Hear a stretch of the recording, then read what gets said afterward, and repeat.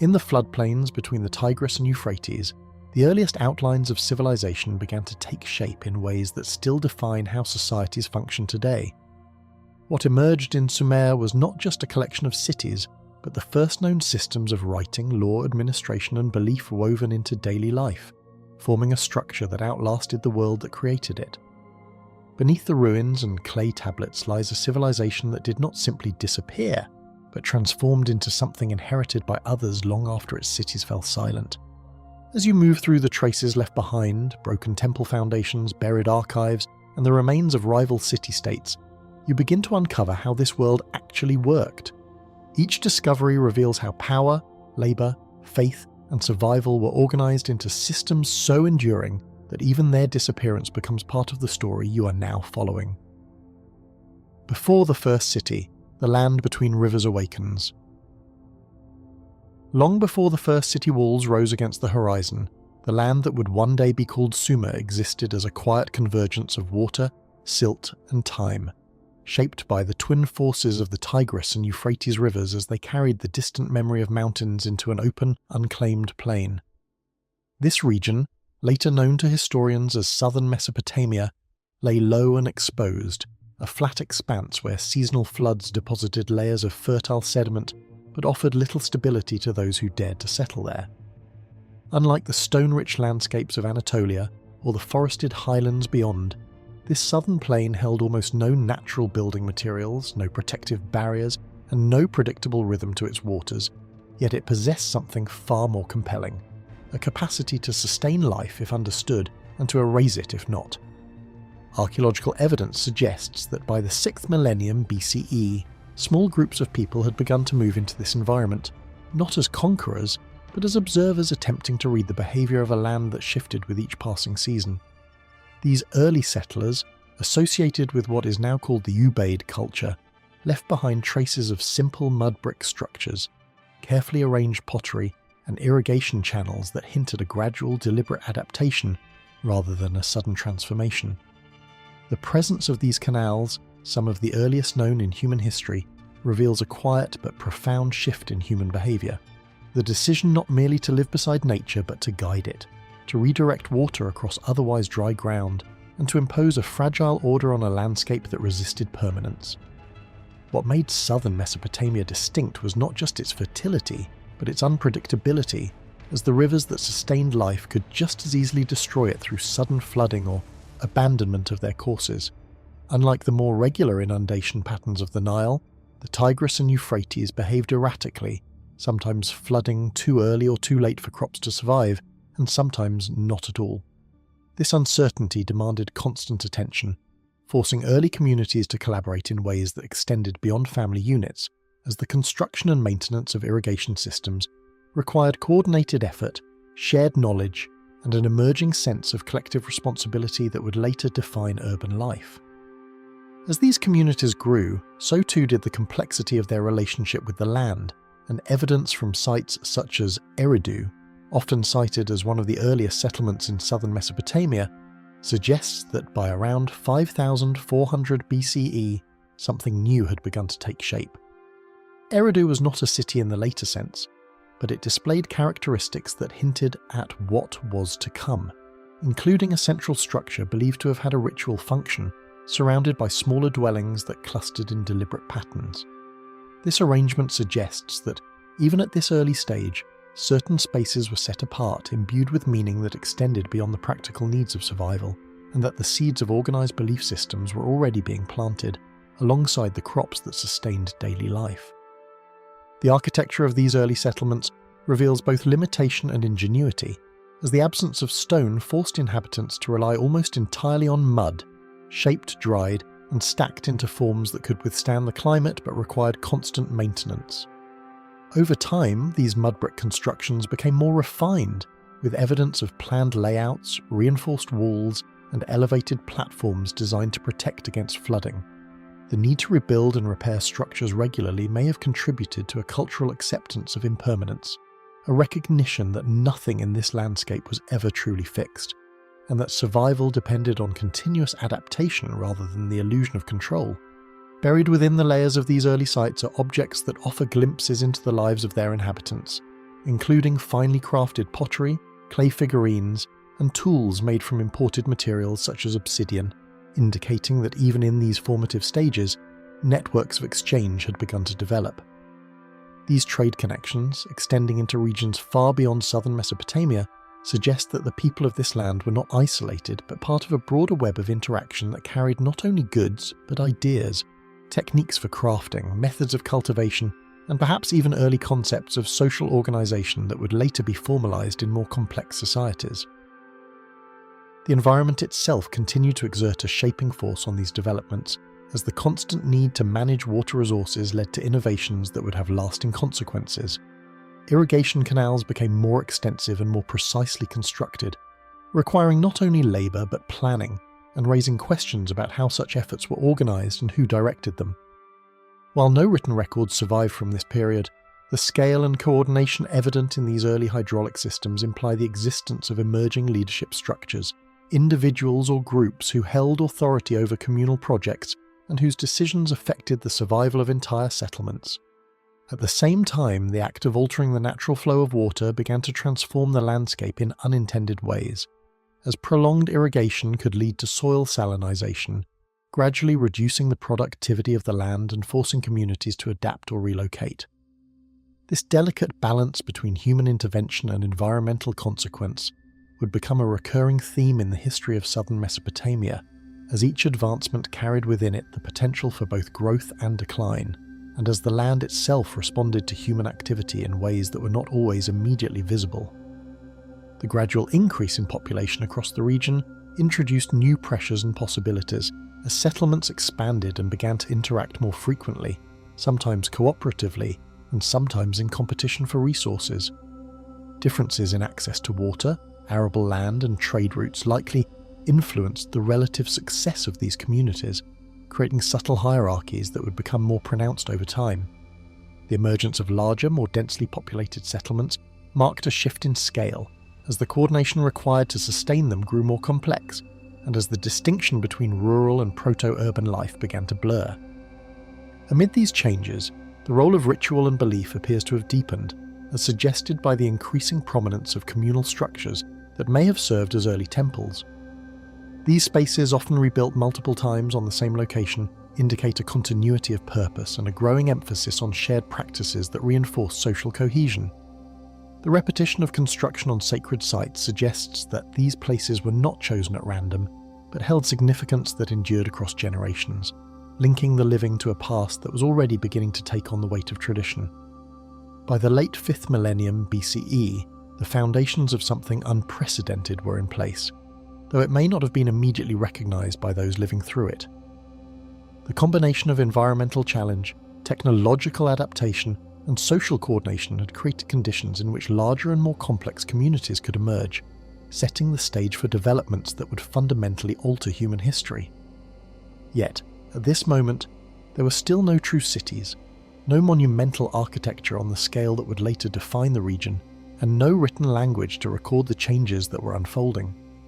Instead, what existed was a landscape in transition, where each generation built upon the experiments of the last, refining techniques, expanding networks, and deepening their understanding of a land that demanded constant negotiation.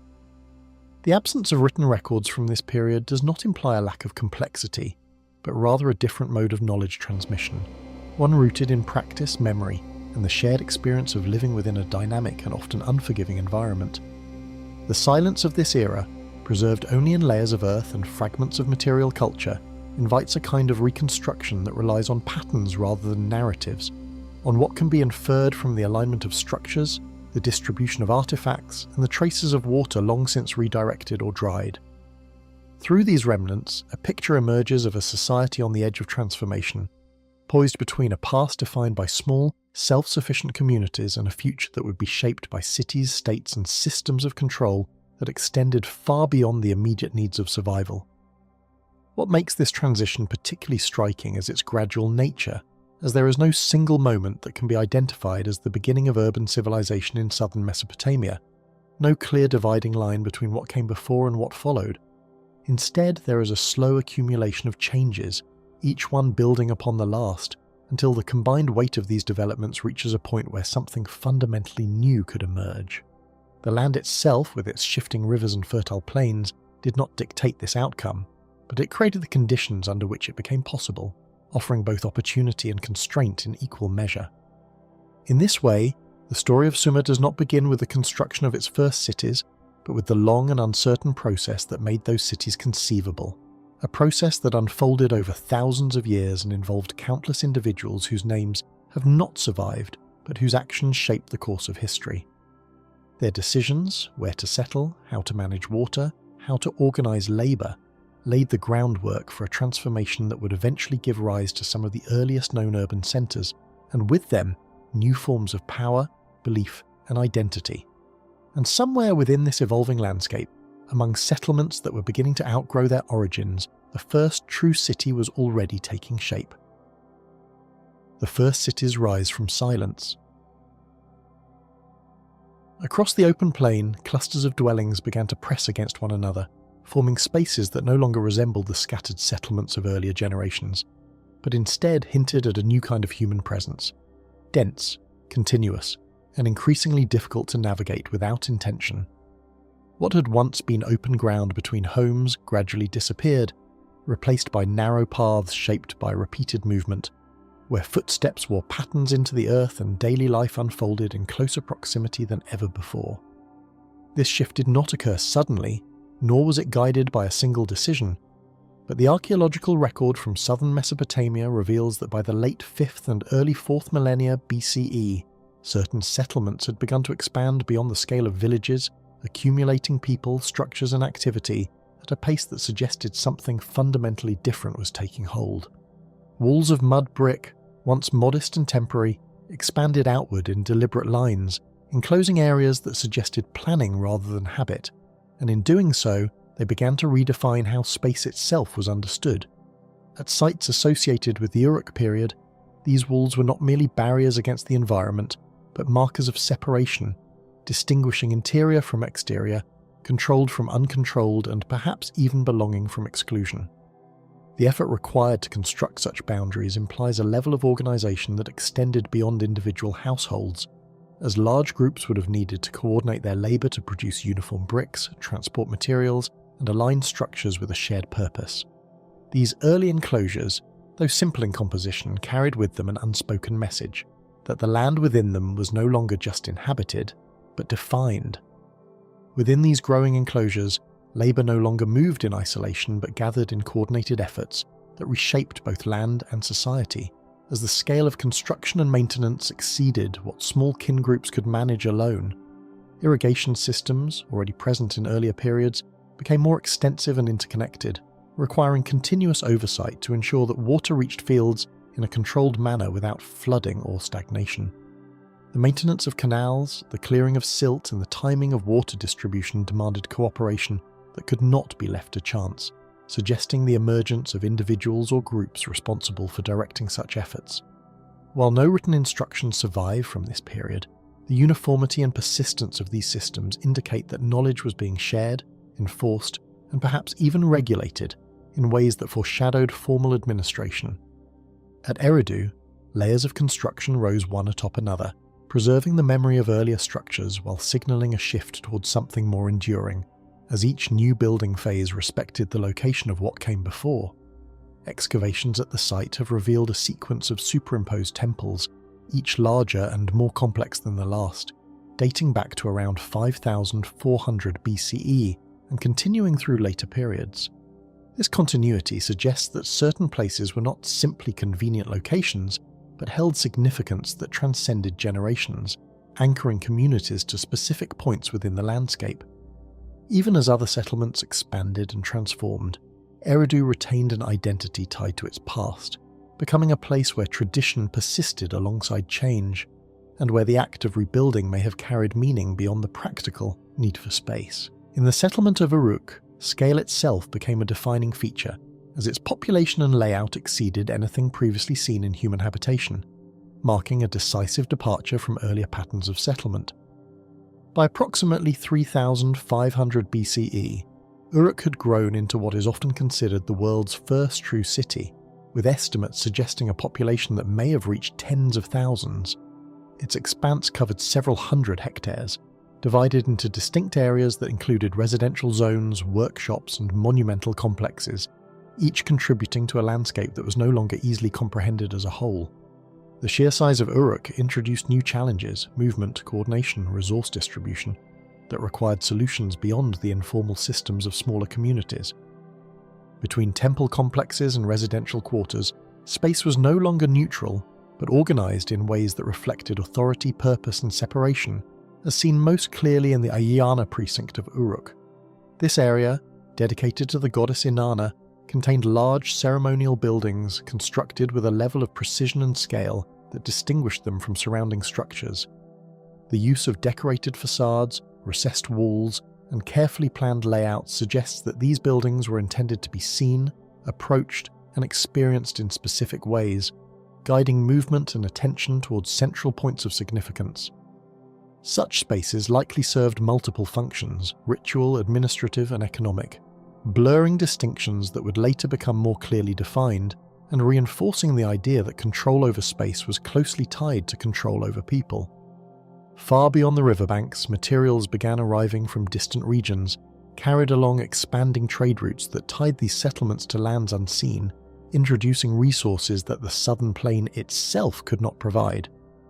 Evidence from Uruk and other sites indicates the presence of goods such as obsidian from Anatolia, copper from regions to the east, and timber from more forested areas, all of which would have required organized exchange networks to obtain. These connections extended the influence of emerging cities beyond their immediate surroundings, creating dependencies that linked distant communities in ways that were both beneficial and complex. Trade was not simply the movement of goods, but the exchange of knowledge, techniques, and perhaps even social practices that contributed to the increasing sophistication of urban life. Amid this increasing complexity, small clay objects, tokens, and sealed containers appeared as tools for tracking goods and obligations, offering a glimpse into the early stages of administrative thinking. These tokens, often shaped to represent specific quantities or types of items, could be enclosed within clay envelopes or bulli, which were then sealed to prevent tampering. The impressions left on the outside of these envelopes corresponded to the tokens within, creating a system that allowed information to be recorded, verified, and transported without the need for continuous oversight. While still limited in scope, these practices indicate an awareness that memory alone was no longer sufficient to manage the growing volume of transactions, and that new methods of recording information were beginning to take form. Along another stretch of the southern plain, the city of Ur emerged among these growing centres, part of a landscape now defined by proximity and rivalry rather than isolation, as multiple settlements expanded within reach of one another. Although Ur would reach its greatest prominence in later periods, its early development during the late 4th millennium BCE reflects the same pattern seen elsewhere: growth in population, construction of significant structures, and participation in wider networks of exchange. The presence of multiple large settlements within the same region suggests that no single centre held absolute dominance at this stage, and that interaction between them likely included both cooperation and competition, shaping the dynamics of the emerging urban world. What had once been settlements shaped by necessity were becoming systems that required oversight, memory, and control to sustain themselves, as the accumulation of people, goods, and activities introduced levels of complexity that could no longer be managed informally. The rhythms of daily life, planting, harvesting, building, trading, became intertwined with broader processes that extended beyond individual households, linking each person to a network of relationships that was both enabling and constraining. In this environment, the ability to organize, record, and enforce became increasingly important, not as abstract concepts, but as practical requirements for maintaining stability within a system that was constantly at risk of imbalance. Soon, the weight of what these cities produced would exceed what any voice could remember. Kings before history, the rulers who may have been gods. Inscribed on clay tablets copied across generations, a list survives that claims to record every king who ever ruled before memory could be trusted, presenting itself not as a story, but as an unbroken sequence of authority stretching back to a time that cannot be independently verified. Known today as the Sumerian King List, This text exists in multiple versions, the most complete preserved on the Weld-Blundell prism, dated to around the early 2nd millennium BCE, long after many of the rulers it names were said to have lived. Written in Sumerian cuneiform, it arranges kingship into a single continuous line, assigning each ruler a city and a length of reign, as though power itself moved with intention from place to place. Yet from its very first entries, the list introduces claims that resist simple acceptance, inviting scrutiny even as it insists on continuity. Among the earliest names, the lengths of rule stretch far beyond human possibility, with reigns measured not in years but in spans that defy ordinary time, sometimes extending into tens of thousands of years for a single individual. These rulers, often referred to as antediluvian kings, are associated with cities such as Eridu, Bad Tibira, and Larak, places that are known archaeologically but are placed within a timeline that does not align with measurable history. The repetition of impossibly long reigns suggests a deliberate pattern rather than error, raising the possibility that these figures were not intended to be understood in literal terms, but as part of a tradition that blended memory with symbolic meaning. In this early portion of the list, time itself appears altered, stretched to accommodate a past that is distant not only in chronology, but in character. At the centre of this record, a single event divides all that came before from everything that followed, the flood that reshaped both land and narrative, marking a boundary that is as conceptual as it is chronological. The king list does not describe the flood in detail, but its placement creates a clear rupture, after which kingship is said to have been re-established, beginning again in the city of Kish. This motif echoes broader Mesopotamian traditions, including later literary works such as the Epic of Gilgamesh, where a great flood is also remembered as a defining moment in human history. Whether based on collective memory of environmental events or constructed as a narrative device, the flood serves to separate an age of extraordinary rulers from a world that begins to resemble the one preserved in other historical records.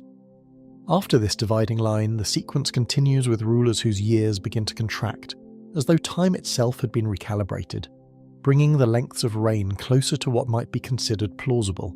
Kings are still credited with long periods of rule, often spanning decades, but no longer reach the exaggerated durations of the earlier entries. This shift suggests a transition in how the past was being represented, moving from a mythologized era into something that approaches historical consciousness.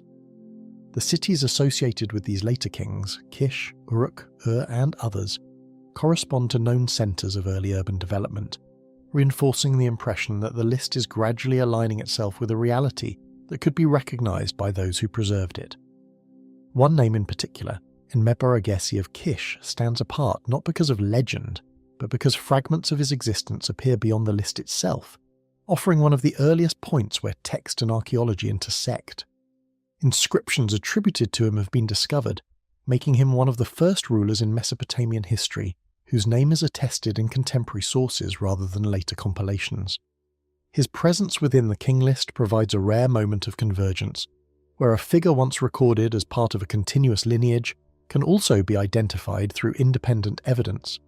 This does not confirm the accuracy of the entire list, but it suggests that within its structure are elements grounded in historical reality, interwoven with layers that are more difficult to separate.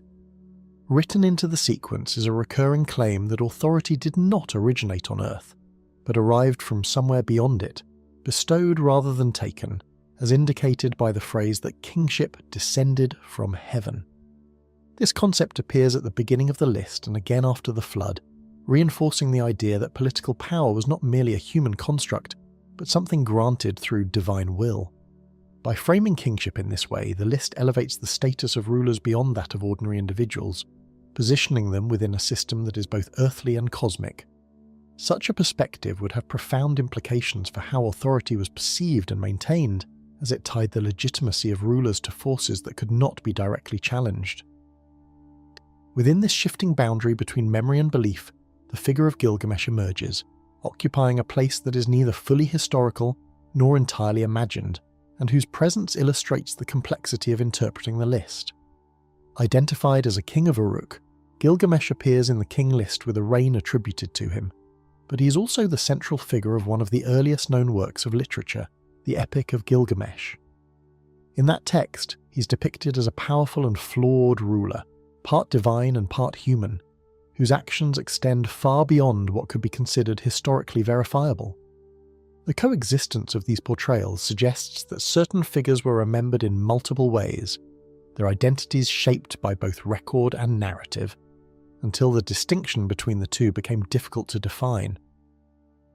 Despite its appearance as a continuous record, the list presents kingship as a single line, moving from one city to another, as if no two rulers ever shared power, a structure that simplifies what was likely a far more complex reality. Archaeological evidence indicates that multiple city-states existed simultaneously, each with its own leadership, yet the king list arranges them in succession, implying a transfer of authority that is orderly and absolute. This construction may reflect an attempt to impose coherence on a past that was fragmented, or to create a model of kingship that emphasized unity over division. By presenting power as something that could only exist in one place at a time, the list establishes a narrative that supports centralized authority, even if such centralization did not exist in practice. Behind this carefully ordered sequence lies an intention that extends beyond documentation, shaping how authority was understood rather than merely preserved, as the act of recording becomes inseparable from the act of defining. The king list does not simply recount events, it organizes them into a framework that conveys meaning, selecting which cities and rulers to include and arranging them in a way that suggests inevitability. Its composition during the Old Babylonian period, centuries after many of the events it describes, indicates that it was created in a context where the past could be revisited and reinterpreted to serve present needs. In this sense, the list functions as both a record and a statement, asserting a version of history that reinforces particular ideas about power and continuity. What remains is not simply a record of rulers, but a constructed past in which time, power, and origin are arranged into something that could be accepted as truth, even as it contains elements that resist verification. The blending of exaggerated reigns, divine claims, and historically attested figures creates a document that operates on multiple levels, inviting belief while leaving space for doubt. It reflects a moment in which the boundaries between myth and history had not yet been firmly established, and where the act of remembering was itself a form of creation. Through this lens, the king list becomes more than a source of information. It becomes evidence of how early societies understood their place within time, and how they sought to anchor that understanding in something enduring. And as these names were set into clay, the method for preserving them began to take on a life of its own. Writing the world into existence. Where memory once carried the weight of names and events, it began to falter under the growing demands of an increasingly complex world, as the expanding cities of southern Mesopotamia required a level of coordination that spoken recollection alone could no longer reliably sustain. In the aftermath of early urban growth and the structured ordering of kingship preserved in texts like the Sumerian king list, a quiet but decisive transformation took shape, not in monuments or battles, but in the way information itself was handled, stored, and preserved. What had once been transmitted through repetition, ritual, and human memory began to shift into a different form of permanence, one that did not fade with time, change with retelling, or depend on presence to endure. Small clay tokens, shaped into simple forms, were among the earliest attempts to give physical form to quantities that could no longer be reliably recalled, appearing in Mesopotamian contexts long before the emergence of writing itself. These tokens, representing items such as grain, livestock, or goods, functioned as tangible counters in systems of exchange and accounting, allowing transactions to be tracked without relying solely on memory. Over time, these objects were sometimes enclosed within hollow clay envelopes known as bullae, sealed to ensure that their contents could not be altered without breaking the outer layer, an early attempt to secure information against manipulation. Even at this stage, the need for verification and trust had already begun to shape material practice, suggesting that the pressures of administration were quietly intensifying. Pressing these tokens into soft clay surfaces marked a subtle but irreversible shift, as information began to leave the mind and settle into material form, where it could be revisited long after the moment of exchange had passed. Impressions made in clay began to replace the physical tokens themselves, as scribes or administrators discovered that the same information could be represented through marks rather than objects, This transition reduced complexity and increased efficiency, allowing larger quantities of data to be managed within a single medium. What began as a practical adjustment soon became something more significant, as the act of recording information separated it from immediate human interaction and placed it into a fixed and external system. Images scratched into tablets gradually moved away from direct representation, becoming signs that no longer needed to resemble the objects they described, reflecting a growing abstraction in how information was encoded. Early pictographic systems associated with the Uruk period around the late 4th millennium BCE initially depicted recognizable forms such as animals, vessels, or agricultural products. However, as administrative demands increased, these images were simplified and standardized, losing their visual realism in favor of clarity and speed. This process of reduction did not diminish meaning but transformed it, allowing complex ideas and quantities to be communicated through increasingly minimal visual elements. A sharpened reed stylus, cut at an angle, transformed these markings into wedge-shaped impressions that defined what is now known as cuneiform, one of the earliest writing systems in human history. The physical properties of clay made it particularly suited for this method, as its soft surface could retain precise impressions before hardening into a durable record once dried or baked.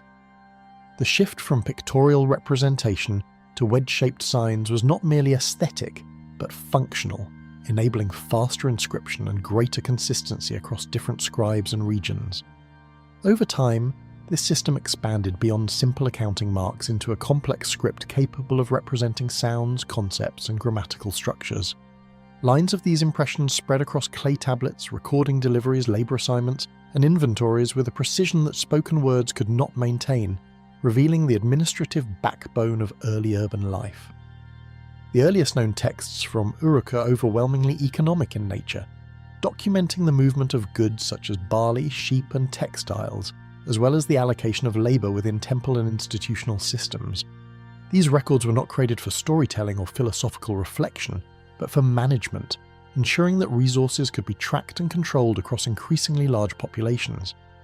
In this sense, writing emerged not as an artistic invention but as an administrative necessity shaped by the demands of scale. Those who learned to produce and interpret these marks occupied a position that separated them from the majority, as writing required training, repetition, and access to institutional settings where knowledge was transmitted. These early scribes were likely attached to temples or administrative centers, where they practiced copying signs and memorizing standardized lists until proficiency was achieved. Their role placed them at the center of economic and bureaucratic activity, as they became the intermediaries through whom information flowed. In a society where most communication remained oral, the ability to read and write created a distinct boundary between those who could preserve records and those who depended on them. Once inscribed and dried, the tablets preserved their contents in a way that resisted alteration, fixing agreements and transactions beyond immediate dispute, and introducing a new form of permanence into human affairs. Unlike spoken words, which could shift depending on context or memory, these clay records remained stable unless physically destroyed. This durability gave them authority, as written agreements could be referenced long after their creation, reducing ambiguity in trade, taxation, and institutional management. The physical weight of the tablets mirrored the conceptual weight of their contents, anchoring abstract relationships in material form. Control over these records extended beyond simple accounting, shaping decisions, authority, and the distribution of resources within expanding cities, where administrative systems increasingly defined how life was organized. Temples and institutional centers, which managed large portions of land, labor, and goods, relied heavily on written documentation to coordinate their activities. As a result, writing became closely tied to power, not because of its expressive potential, but because of its ability to structure and enforce order across complex systems. Those who controlled the flow of written information effectively controlled the mechanisms through which resources were allocated and managed. Gradually, the same system that tracked goods began to capture names, offerings, and dedications, extending its reach into areas once governed only by ritual and speech. Writing began to appear in contexts beyond pure administration, including religious dedications and commemorative inscriptions, suggesting an expanding recognition of its symbolic as well as practical value. By recording names and offerings, writing preserved acts of devotion in a permanent form, linking human intention to institutional memory. This extension marked the beginning of writing's transition from a purely economic tool into a broader cultural system capable of shaping identity, belief, and authority. And once words could be fixed in clay, the voices that claimed to speak for the gods could no longer be ignored. Temples of the sky, the ziggurats and their purpose. Rising above the administrative foundations established by writing systems, sacred space began to take physical form in elevated platforms of mud brick and deliberate construction, marking a shift in how authority was expressed within the expanding cities of southern Mesopotamia. What had already been fixed into clay through cuneiform now began to be expressed in height, as if permanence required not only record but elevation above the ordinary landscape. In cities such as Uruk, and others of the Sumerian world, temple precincts evolved into architectural centres that combined ritual function with administrative control, suggesting that the sacred and the bureaucratic were never fully separate domains. Layer upon layer of compacted earth and brick accumulated over generations of rebuilding, lifting temple structures above the surrounding cityscape in a gradual process that reflected both continuity and transformation. Excavations at sites like Eridu and reveal sequences of temple construction built directly atop earlier foundations, indicating a sustained tradition of rebuilding sacred spaces in the same location rather than relocating them. This vertical accumulation was not accidental, but deliberate, as each new phase of construction reinforced the importance of maintaining proximity to a sacred centre that was understood to transcend ordinary urban space. Over time, these platforms became increasingly monumental, suggesting that elevation itself had acquired meaning beyond simple practicality. Constructed ascent replaced horizontal expansion in certain sacred precincts, where architecture no longer spread outward but deliberately climbed upward, reshaping how space was experienced within the city. The ziggurat form, most fully developed in later Sumerian and Mesopotamian periods, expressed this principle through stepped structures that narrowed as they rose, creating a visible progression from ground level toward the sky. Unlike later monumental architectures in other civilizations, these structures were not designed for mass congregation at their summit, but for restricted access, emphasizing separation rather than inclusion. The act of ascending became symbolic, transforming movement through space into a controlled passage between levels of meaning and authority. At the monumental ziggurat dedicated to the moon, god Nana, emerged during the reign of Ur-Nammu, its preserved foundations still revealing the scale of its original form, which dominated the city during the 3rd dynasty of around the early 2nd millennium BCE. Built primarily from mud brick and faced with baked brick casing, the structure rose in massive tiers connected by ramps that guided movement along its sides rather than directly upward. Archaeological reconstructions indicate a base measuring over 60 meters in length, with the original height likely reaching several stories above the surrounding plain.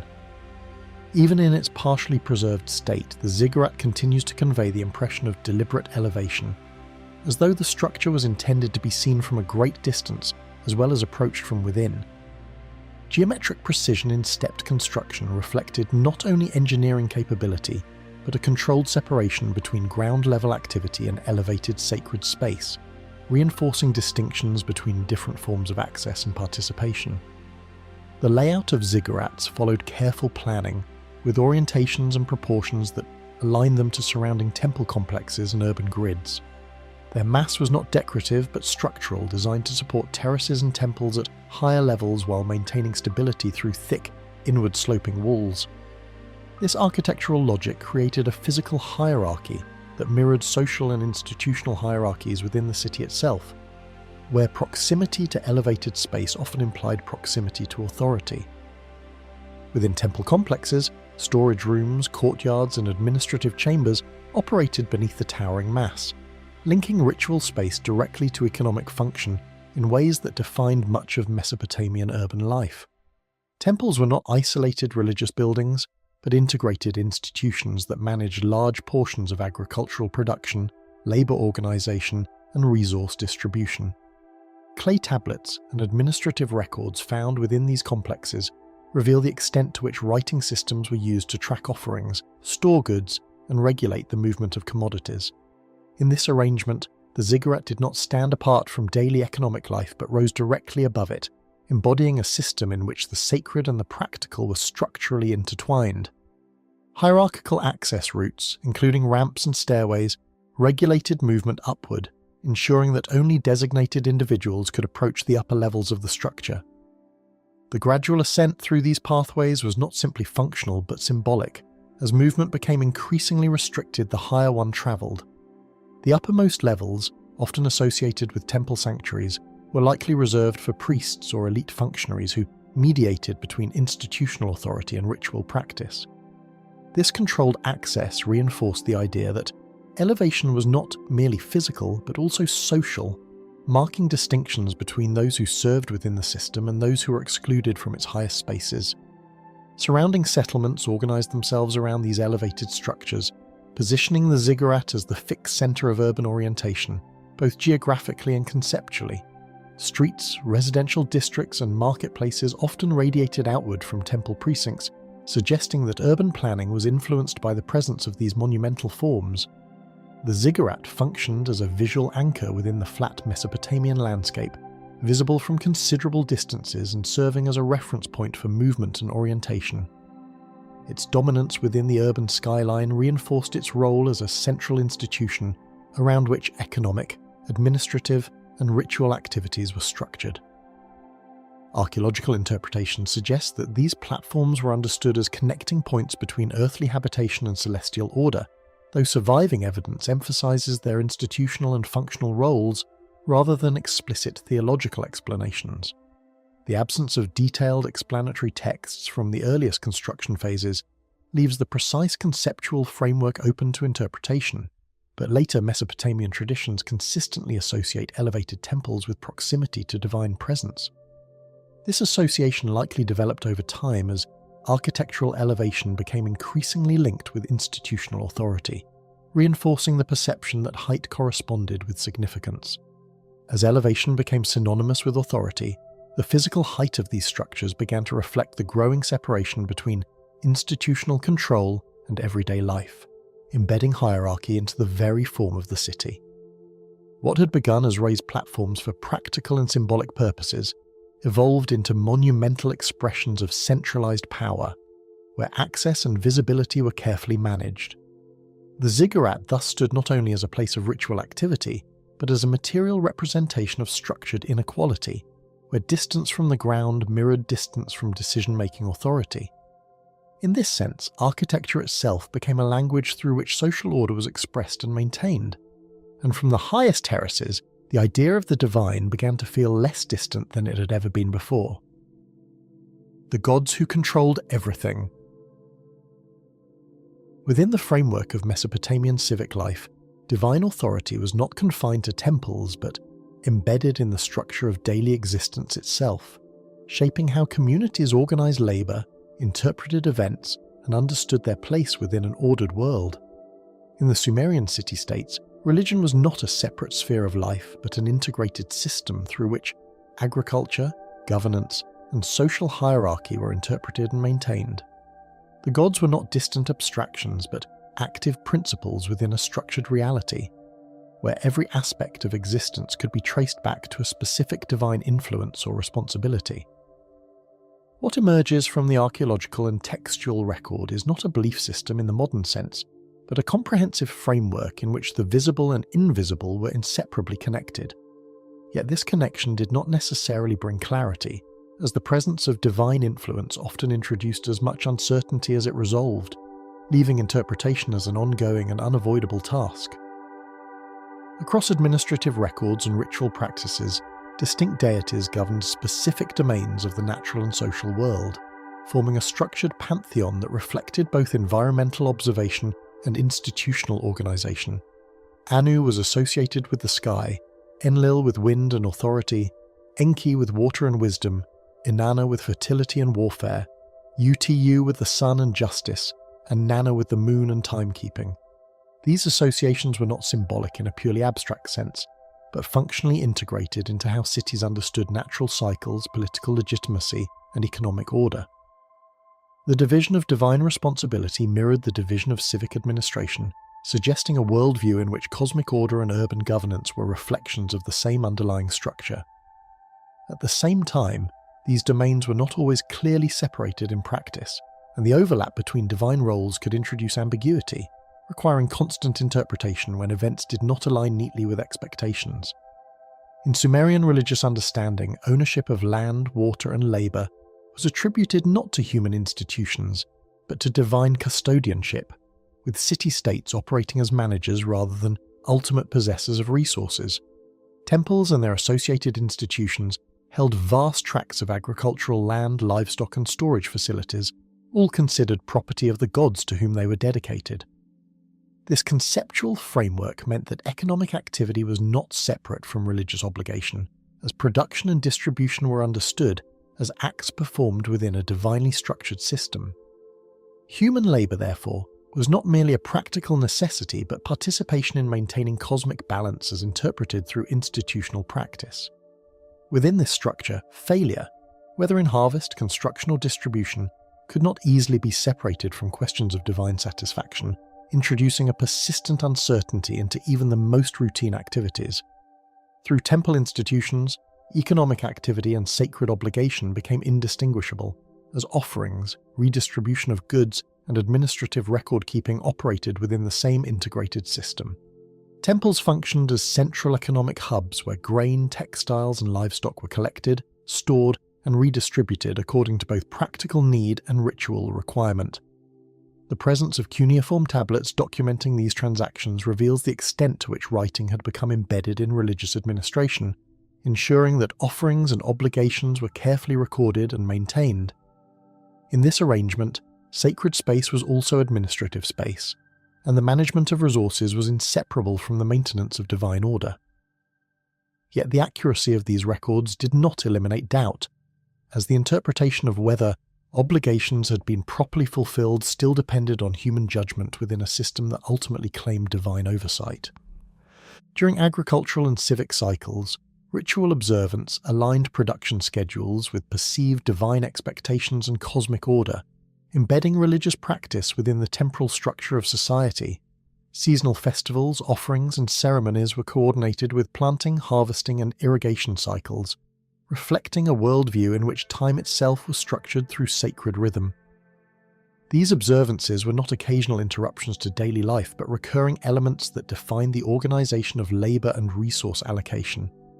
The synchronization of ritual and production suggests that economic stability was understood not only in material terms, but also in relation to divine favor and cyclical harmony. However, when cycles failed to produce expected outcomes, the absence of a clear explanation often intensified the need for further ritual, reinforcing a system in which uncertainty led to deeper reliance on established practices. At the level of political authority, kingship was consistently framed as a delegated position, granted through divine selection rather than human inheritance, reinforcing the connection between governance and sacred legitimacy. Rulers were described in ideological texts as chosen by the gods, with authority presented as a responsibility bestowed rather than seized. This conception of kingship reinforced the idea that political power existed within a larger cosmic hierarchy, where human rulers acted as intermediaries between divine will and earthly administration. Such framing ensured that governance was continuously interpreted through a religious lens, shaping both the perception and justification of authority. At the same time, the expectation that rulers correctly understood and enacted divine will introduced a risk, as misjudgment could be interpreted not only as political failure but as a disruption of cosmic order. Among priestly administrators, interpretation of omens and ritual signs formed a critical component of decision-making processes affecting governance, trade, and military action. These specialists were trained to observe and interpret phenomena such as animal behavior, liver patterns in sacrificial animals, and celestial movements, all of which were believed to reflect divine communication. Their role positioned them as intermediaries between the visible and invisible realms, translating ambiguous signs into actionable guidance for rulers and institutions. This interpretive function reinforced the idea that uncertainty in human affairs could be navigated through structured engagement with perceived divine signals.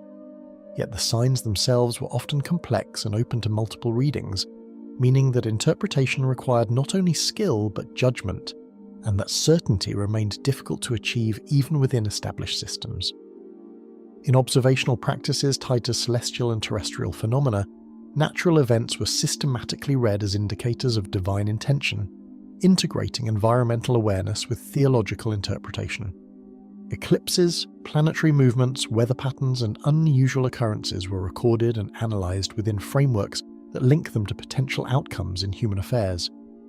Over time, these observations contributed to the development of more systematic methods of recording celestial cycles, laying the groundwork for later astronomical traditions.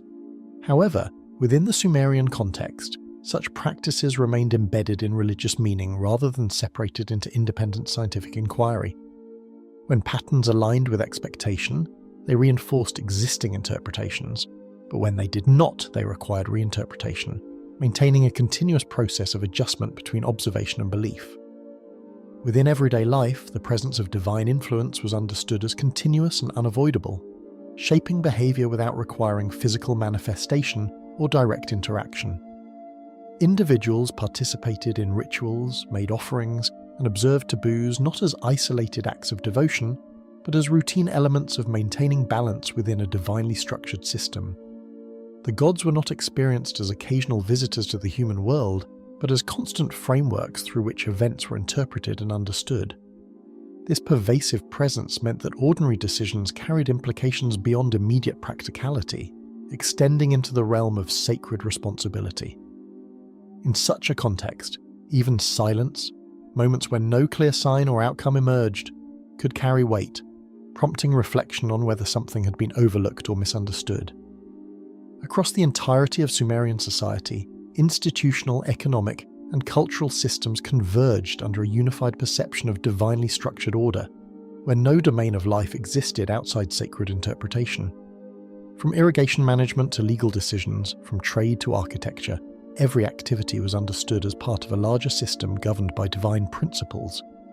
This integration created a civilization in which separation between sacred and secular categories, as understood in later periods, did not yet exist in clear form. Instead, society functioned as a continuous structure in which human and divine roles were interwoven through institutions, practices, and shared understanding. Within this structure, control did not rely solely on physical enforcement or recorded law, but on the internalization of a system in which deviation carried consequences that extended beyond the visible world. When every pattern of existence was understood as part of a divine system, the boundary between explanation and command began to disappear. The First Empire, Sargon and the Rise of Akkad. Emerging out of a world governed by divine systems, power began to concentrate in the actions of a single figure whose reach extended beyond any one city, shifting authority from distributed institutions into the momentum of human decision and ambition. The structures of belief that had long defined order in Sumer did not disappear, but they began to operate alongside something new, an expanding force that moved across boundaries rather than remaining anchored within them. For the first time in the historical record of Mesopotamia, control was no longer defined solely by proximity to a temple or city, but by the ability to extend influence across multiple regions, binding them into a single political framework that had not previously existed. This transition did not replace earlier systems outright, but it introduced a parallel form of authority that moved with a speed and reach that static institutions could not easily match. A ruler later known as Sargon of Akkad emerged in the historical record with origins that remain uncertain, preserved only through fragments and later traditions that blur the line between memory and narrative construction. Inscriptions attributed to his reign identify him as a king, yet the details of his early life are not firmly established, leaving a space where later accounts would attempt to explain. Among these is a text describing his birth in obscured terms, suggesting humble beginnings and concealment, though its composition long after his lifetime complicates its reliability. What can be stated with greater certainty is that by the mid-3rd millennium BCE, Sargon had risen to a position from which he would begin to alter the political structure of southern Mesopotamia.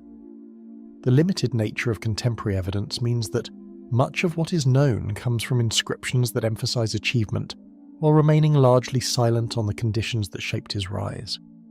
Early accounts place him in the city of Kish, where he is described as serving in a position close to royal authority before claiming power himself, a detail that suggests familiarity with administrative and political mechanisms already in place.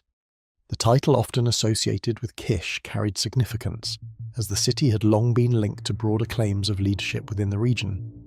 By establishing authority there, Sargon positioned himself within an existing framework while preparing to extend beyond it. This initial step did not yet constitute an empire, but it provided the foundation from which expansion could begin, using the structures of earlier city-states as a starting point rather than an endpoint. Even at this stage, the shift from participation in an established system to control over it marks a transition that would soon expand far beyond its original context. Rather than remaining confined to the established boundaries of a single city-state, his actions initiated a pattern of expansion that would reshape the region, introducing a scale of movement that had not previously defined political authority in Mesopotamia. Where earlier conflicts between cities had resulted in shifting dominance within a limited area, Sargon's campaigns extended outward in a sustained and deliberate manner. This shift from localized rivalry to continuous expansion marked a transformation in how power was exercised, as control began to depend on the ability to maintain influence across distance rather than simply secure dominance within a single urban center. In doing so, the concept of rule itself began to change, as authority was no longer measured by control of a city, but by the extent to which it could be projected across unfamiliar territories. Campaigns directed against prominent Sumerian cities, including Uruk, Ur, and Lagash, marked a departure from localized conflict towards sustained territorial control, as inscriptions attributed to Sargon describe victories over established rulers and the consolidation of their territories. These campaigns were not isolated events, but part of a broader effort to bring multiple city-states under a single authority, replacing a network of independent centers with a more unified system. The process required not only military success, but also the ability to integrate conquered regions into an expanding administrative structure, ensuring that control persisted beyond the moment of victory. At the same time, the reliance on royal inscriptions as primary sources means that these accounts emphasize triumph, leaving the details of resistance, negotiation, and loss largely unrecorded. Following these conquests, a new political center identified as Akkad was established, though its precise location has yet to be confirmed archaeologically, adding an element of uncertainty to the foundation of the first empire in recorded history. Despite the absence of definitive physical remains, textual evidence consistently refers to Akkad as the central seat of power, indicating its importance within the emerging system. The creation of a new Rajdhani, rather than reliance on an existing Sumerian city, suggests an intentional shift, as authority was no longer tied exclusively to traditional urban centers, but relocated to a newly defined focal point. The fact that this capital has not been securely identified in the archaeological record introduces a persistent gap, where the center of the First Empire remains known more through reference than through direct physical evidence. Administration across this expanding territory required the placement of appointed officials who governed distant regions on behalf of the central authority, introducing a level of coordination that extended beyond earlier models of localized rule. These officials acted as representatives of the king, ensuring that resources, labor, and communication flowed between regions that had once operated independently. The reliance on appointed governance reflected an understanding that direct control over distant territories was not always feasible, requiring systems that could function in the king's absence while maintaining allegiance to the center. However, the effectiveness of this system depended heavily on communication across distance, where delays, disruptions, or misinterpretations could weaken the connection between the central authority and its outer regions. As control extended beyond Sumer, the Akkadian language began to appear alongside Sumerian in administrative and cultural contexts, reflecting the integration of different linguistic and cultural traditions within a single political framework.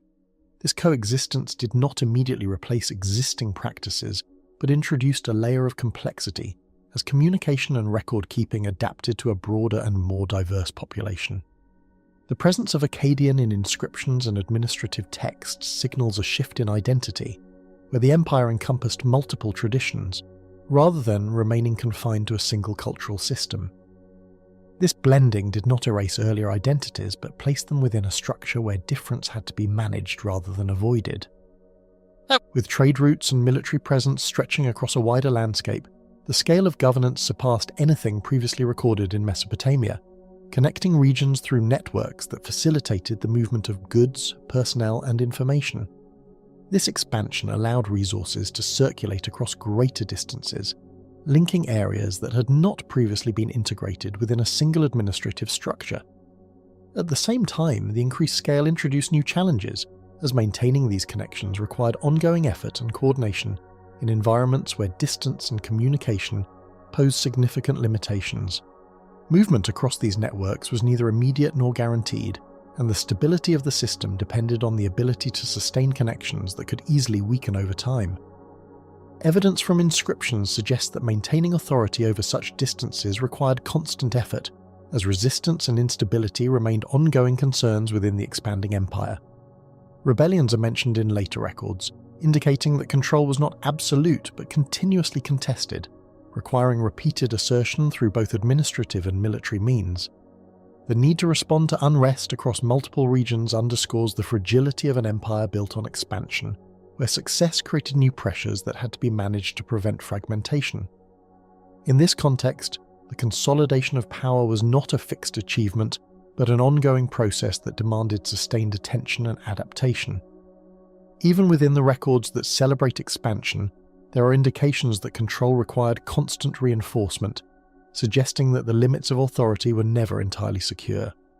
As his empire stretched farther than any rule before it, the strain of holding it together had already begun. Collapse without warning, the fall of Akkad. At the peak of territorial expansion, emerging signs of instability began appearing in ways that were not immediately understood as structural decline, as the mechanisms that once sustained rapid coordination across distant regions started to show uneven pressure. The same systems that had enabled unprecedented reach under Akkadian rule continued to function in appearance, yet subtle inconsistencies in record-keeping and communication suggest that cohesion was no longer operating with the same reliability. What had once been a continuous framework of control now began to reveal interruptions that did not yet form a clear narrative of collapse, only the early outline of fragmentation.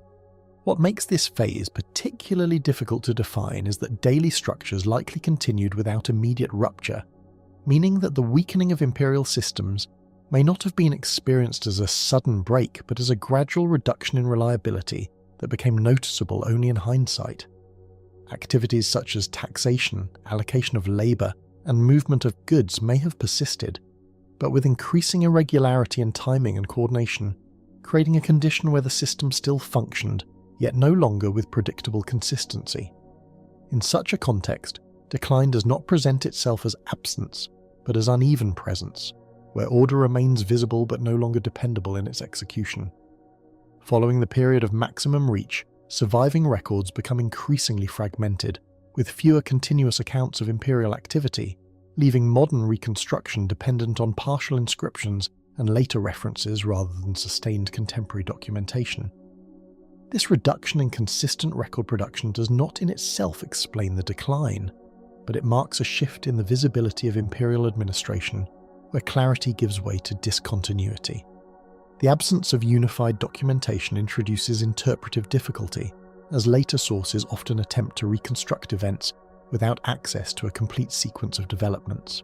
In this growing silence, the structure of the empire becomes harder to trace, not because it disappears instantly, but because its record of itself begins to thin. Over time, this thinning of administrative continuity may have altered not only how events were recorded, but how they were understood within the system itself, as reduced standardization of record keeping would have limited the ability to maintain a coherent overview of distant regions. Without consistent reporting, the central authority would have increasingly relied on partial or delayed information, introducing gaps between perception and reality that could widen over time.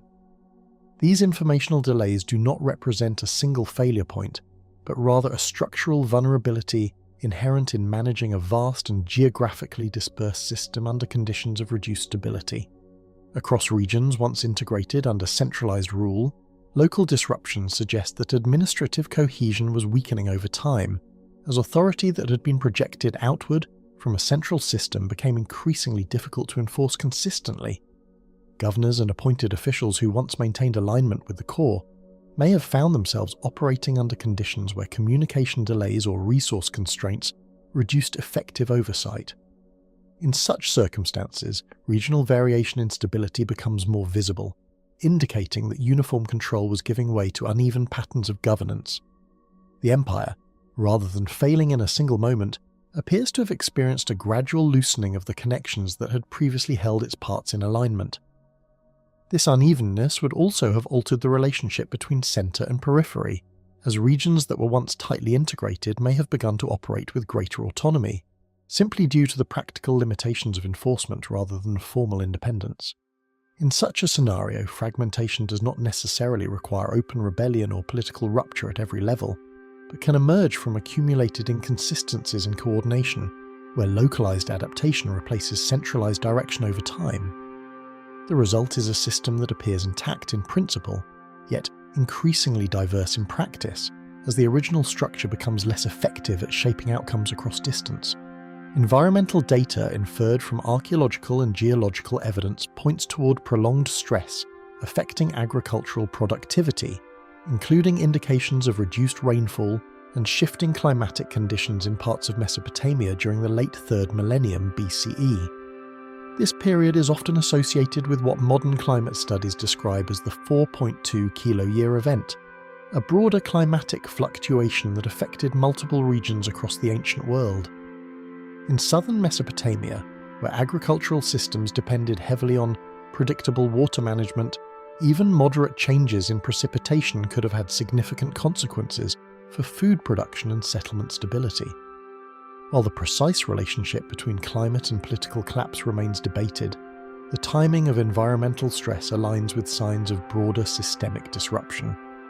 Such environmental stress would have placed additional pressure on systems already dependent on carefully coordinated irrigation and agricultural planning, where even small reductions in water availability could cascade into larger disruptions in food distribution and labour organisation. In a highly integrated system, environmental variability does not remain isolated, but spreads through economic and administrative structures that rely on consistent output to maintain balance. This interaction between ecological conditions and institutional dependency may have amplified existing vulnerabilities, making it increasingly difficult to sustain earlier levels of cohesion. Accounts preserved in later Mesopotamian traditions describe movements associated with the Gutians, though historical interpretation of these references remains uncertain due to the retrospective nature of the sources. These texts portray external groups entering the region during or after the period of Akkadian decline, often framed in terms of disruption to the established order.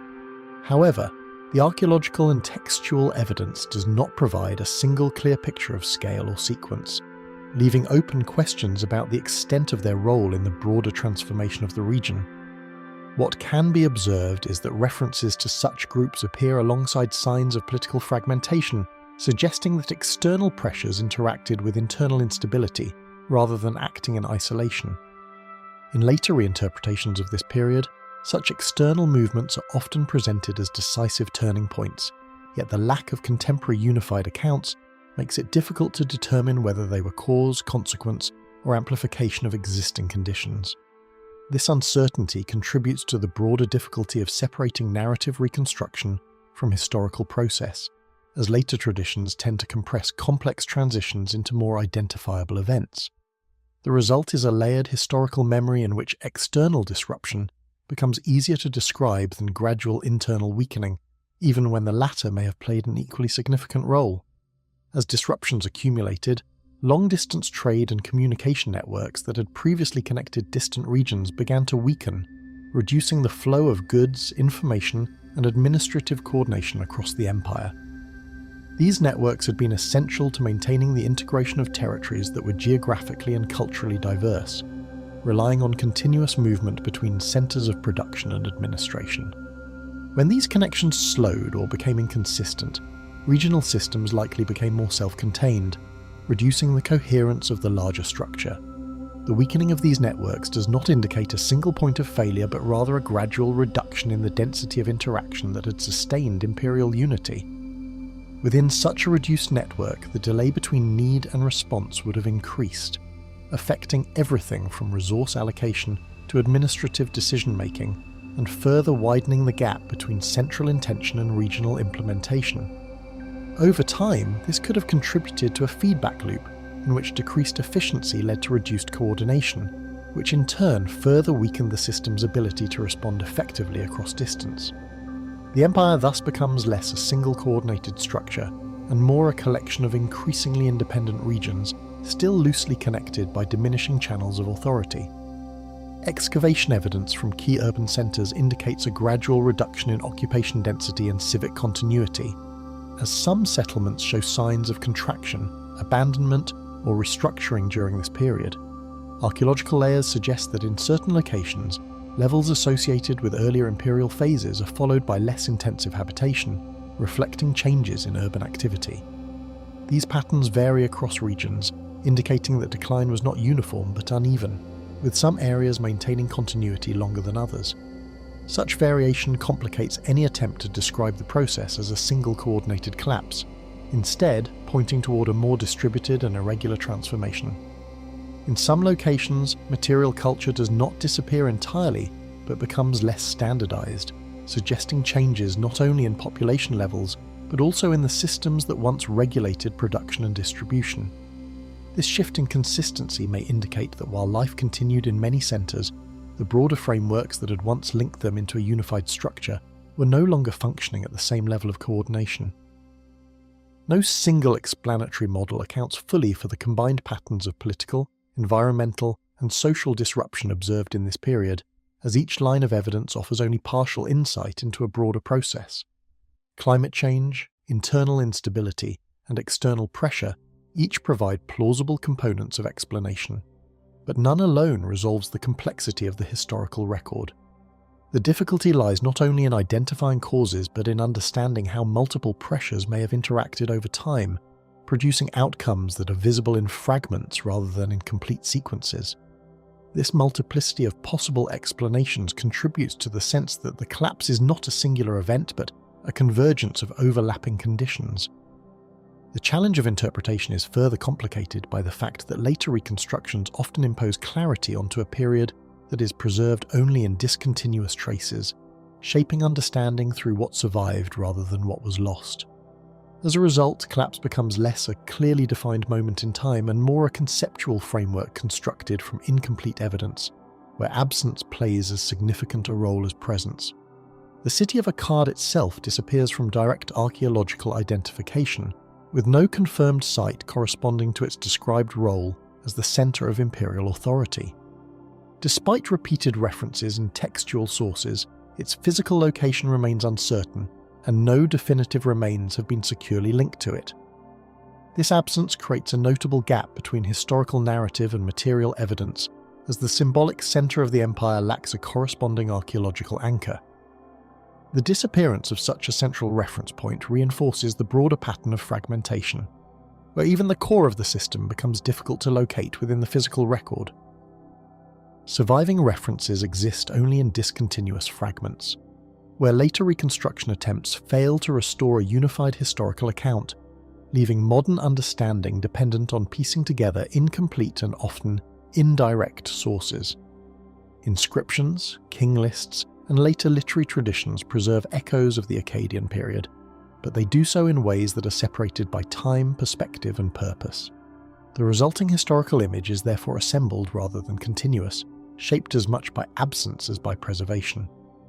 What remains is a record defined by its gaps, where coherence must be inferred rather than directly observed. The empire's disappearance leaves only scattered traces, with no single moment that defines when order gave way to silence. The Sumerian revival, Ur's final brilliance. In the aftermath of widespread fragmentation across southern Mesopotamia, political authority begins to reorganize into a more centralized and deliberately structured system under the third dynasty of Ur, where the reassertion of control does not emerge as sudden expansion but as careful reconstruction of administrative order. This restoration is shaped by the memory of earlier instability, and it reflects an effort to prevent the kinds of breakdown that had previously dissolved imperial cohesion. What develops is not a return to an earlier form of rule, but a more refined system of governance that seeks to stabilize complexity through increased documentation and tighter institutional coordination. Within this process of reconstruction, the re-establishment of control does not occur evenly across space, but instead unfolds through layered reinforcement of administrative nodes, where certain cities become critical points of verification and coordination. Rather than relying on direct physical oversight alone, the system increasingly depends on chains of accountability that link local administrators to regional supervisors and ultimately to centralized authority. This creates a structure in which governance is maintained not through constant presence, but through the continuity of recorded obligation, allowing the state to extend itself through documentation as much as through manpower. Across emerging administrative records from this period, a marked increase in standardization reflects renewed efforts to unify economic and governmental procedures, particularly in relation to taxation, resource allocation, and labor organization. Cuneiform tablets from this era reveal consistent formats and classifications, suggesting that record-keeping itself had become a central instrument of governance rather than a secondary administrative tool. The regularity of these systems indicates an attempt to eliminate ambiguity in state operations, where consistency of form was directly linked to the ability to maintain control across regions. In this context, bureaucracy becomes not just a function of administration, but a structural expression of political stability. As this standardization deepens, it also produces an unintended dependency on the very systems it seeks to stabilize, since any disruption in record production or transmission can now affect multiple layers of governance simultaneously. The efficiency of administration becomes inseparable from the reliability of scribal labor, creating a condition in which the functioning of the state increasingly relies on continuous documentary output. In this environment, written records are not merely reflections of governance, but active components of its survival, embedding fragility within the structure of precision itself. Within this reconstituted political framework, kingship under rulers such as Ur-Nammu is presented through highly formalized expressions of legitimacy and order, where authority is defined through structured ideology as much as through military or territorial control. The king is positioned as the architect of civic stability, responsible for restoring balance through codified law and institutional regulation. This framing marks a shift from earlier expressions of rulership as authority becomes increasingly embedded in written systems that define obligations, responsibilities, and social structure. Legitimacy is therefore reinforced not only through action, but through the systematic articulation of order. This ideological construction of kingship also serves to bind the expanding administrative system into a single conceptual hierarchy, where obedience to law and obedience to the ruler become indistinguishable expressions of the same underlying order. The state thus acquires not only administrative depth but symbolic cohesion, as governance is framed as a continuation of cosmic and civic alignment. Through this fusion of ideology and administration, authority becomes less dependent on individual presence and more dependent on the continuity of institutional language. Following early consolidation efforts, legal and administrative codes begin to define civic structure with greater precision than in preceding historical phases, most notably reflected in early law collections associated with this dynasty. These codes articulate rules governing property, labor, and social conduct in a manner that suggests a desire to formalize relationships that were previously managed through more flexible or localized practices. While enforcement mechanisms are not always fully visible in the surviving record, the existence of such codified systems indicates an effort to reduce uncertainty in governance by defining expectations in written form. Law, in this context, becomes an extension of administrative structure rather than a separate judicial domain. The precision of these legal formulations also reflects a broader cultural shift toward the belief that order could be preserved through textual permanence, where stability is achieved not only through enforcement but through definition itself. By encoding social relationships into standardized written forms, the state effectively transforms fluid human interactions into structured categories that can be monitored and reproduced across time and space. This shift reinforces administrative continuity, but simultaneously reduces flexibility, as lived complexity must be translated into fixed legal expressions. At the centre of this renewed state system, taxation and labour organisation become increasingly regulated through extensive bureaucratic documentation, with detailed records tracking contributions, distributions and obligations across both urban and rural regions. These systems reflect a highly organised economic structure in which surplus production is systematically collected and redistributed through state-controlled mechanisms. The scale of this administrative network suggests a level of oversight that required continuous information flow between local units and central authorities. In such a system, economic activity is inseparable from administrative accountability, as every unit of production is integrated into a broader framework of state coordination. Over time, this economic integration produces a system in which resource flow becomes predictable only through constant verification, requiring ongoing updates to records in order to maintain accuracy across distributed regions. The accumulation of such documentation creates a dense administrative memory, where past transactions remain active within present governance decisions. This layered continuity allows for large-scale coordination, but also increases the burden of maintaining coherence across expanding datasets of economic information. During the reign of Shulgi, administrative expansion accelerates, accompanied by intensified record-keeping that reflects both scale and central control as the reach of the state extends into increasingly detailed aspects of daily economic life. This period is characterized by a refinement of bureaucratic systems that allow for more precise monitoring of resources, labour assignments, and regional obligations. The density of surviving tablets from this era indicates not only administrative complexity, but also the degree to which written documentation had become essential to governance. Control is thus maintained not solely through physical authority, but through the accumulation and management of recorded information. Within this intensified system, the role of trained scribes becomes increasingly central, as their ability to produce, interpret, and maintain records determines the functional stability of administrative operations. Scribal training itself becomes a structured institutional pathway, embedding specialized knowledge within the machinery of governance. This creates a situation where the continuity of the state depends not only on rulers or officials, but on the uninterrupted transmission of technical literacy across generations of administrators.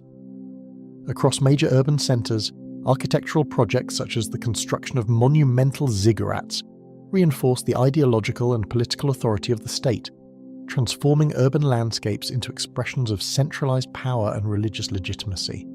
These structures function not only as religious monuments, but also as visible symbols of state coordination and resource mobilization.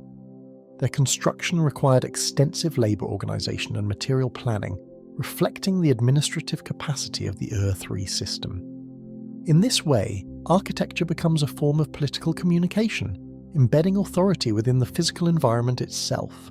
The scale of these constructions also reflects the state's ability to redirect surplus labour and resources toward projects that transcend immediate economic utility, reinforcing the perception of centralized authority as both materially and symbolically dominant.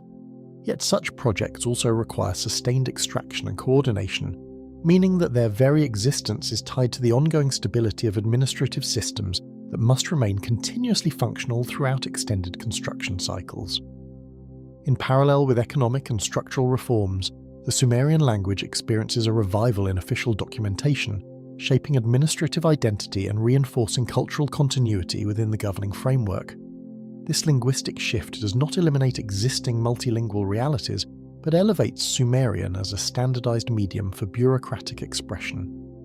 The use of a consistent administrative language contributes to the cohesion of record-keeping systems across different regions, reducing variation in documentation practices. Language, therefore, functions as both a cultural marker and a technical instrument of state organization.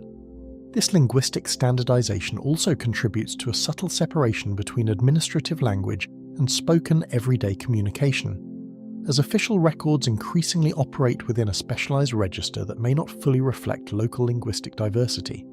Over time, this creates a dual-layered communicative environment in which governance is conducted through a formalized written system that exists alongside, but is not identical to, lived linguistic practice. Toward the later phases of O3 governance, Increasing complexity within centralized systems begins to place greater demands on administrative capacity as the volume of records, obligations, and communications expands beyond earlier levels of coordination. The very systems designed to ensure stability begin to require continuous maintenance, as their effectiveness depends on uninterrupted operation across multiple institutional layers. This growing administrative weight introduces pressure into the structure of governance, where efficiency and control must be constantly balanced against scale and complexity. In such conditions, stability becomes increasingly dependent on the system's ability to sustain its own informational and logistical demands. Within this growing density of coordination, small disruptions in transmission or record accuracy can produce disproportionate effects as errors propagate through interconnected administrative layers. The system's strength, its integration, also becomes a source of sensitivity, where localized irregularities may require broader corrective responses to preserve overall coherence. Within the broader Mesopotamian landscape, emerging external populations and shifting regional dynamics gradually introduce new pressures to the established order, as movements of peoples and changing political conditions begin to reshape the environment surrounding ENTRIE authority. These developments do not immediately disrupt centralized control, but they contribute to an evolving context in which stability must be continuously reinforced. The presence of new groups and shifting alliances reflects a regional landscape in flux, where established systems of governance operate within an increasingly dynamic external environment. This adds another layer of complexity to a state already managing extensive internal coordination. Over time, these external dynamics contribute not only to territorial pressure, but also to the reconfiguration of regional relationships, as neighbouring groups interact with imperial structures through both conflict and accommodation. Such interactions further increase the administrative burden on centralised systems, which must continually adapt to shifting conditions while maintaining internal consistency. Even within a system designed for precision and control, the limits of centralisation were beginning to reveal themselves. Laws, trade, and the machinery of civilization. As centralized authority stabilizes into routine function, systems of law and exchange begin operating with continuous and measurable precision, shifting the focus of civilization away from formation and towards sustained operation. The structures established in earlier periods no longer require constant redefinition, but instead depend on consistent execution across interconnected domains. Stability in this sense is no longer achieved through consolidation alone, but through the uninterrupted functioning of systems that regulate behavior, movement, and obligation. What emerges is a form of order that exists not in static form, but in the repetition of processes that must be maintained without interruption. Through written agreements preserved on clay tablets, everyday transactions are transformed into structured obligations that extend beyond immediate interaction, allowing commitments to persist independently of the individuals who initiated them. These records document loans, exchanges, labour assignments, and contractual relationships, creating a system in which economic activity is anchored in durable forms of accountability. The permanence of these inscriptions ensures that agreements can be referenced, enforced, and replicated, reducing reliance on memory or personal trust. In this way, writing extends the lifespan of obligation, embedding it into a framework that can operate across time as well as space.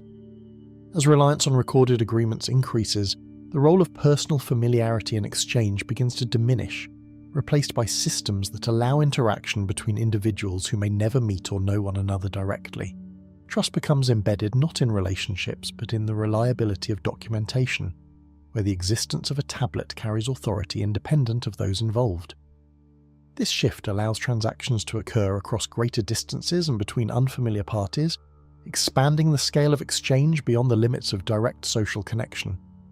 In such a system, obligation is no longer sustained by memory or reputation alone, but by the persistence of recorded proof. Across legal formulations associated with early Mesopotamian governance, rules are established not as abstract ideals but as enforceable conditions shaping predictable outcomes, reflecting a system designed to regulate interaction rather than express moral philosophy. Early legal codes, including those attributed to rulers such as Ur-Nammu, define penalties and responsibilities with a degree of specificity that suggests an emphasis on consistency over interpretation. These laws address property disputes, labour conditions, and social conduct, structuring relationships through clearly articulated consequences. The function of law, therefore, lies in its ability to produce reliable expectations, ensuring that behaviour aligns with a system that depends on predictability to function effectively.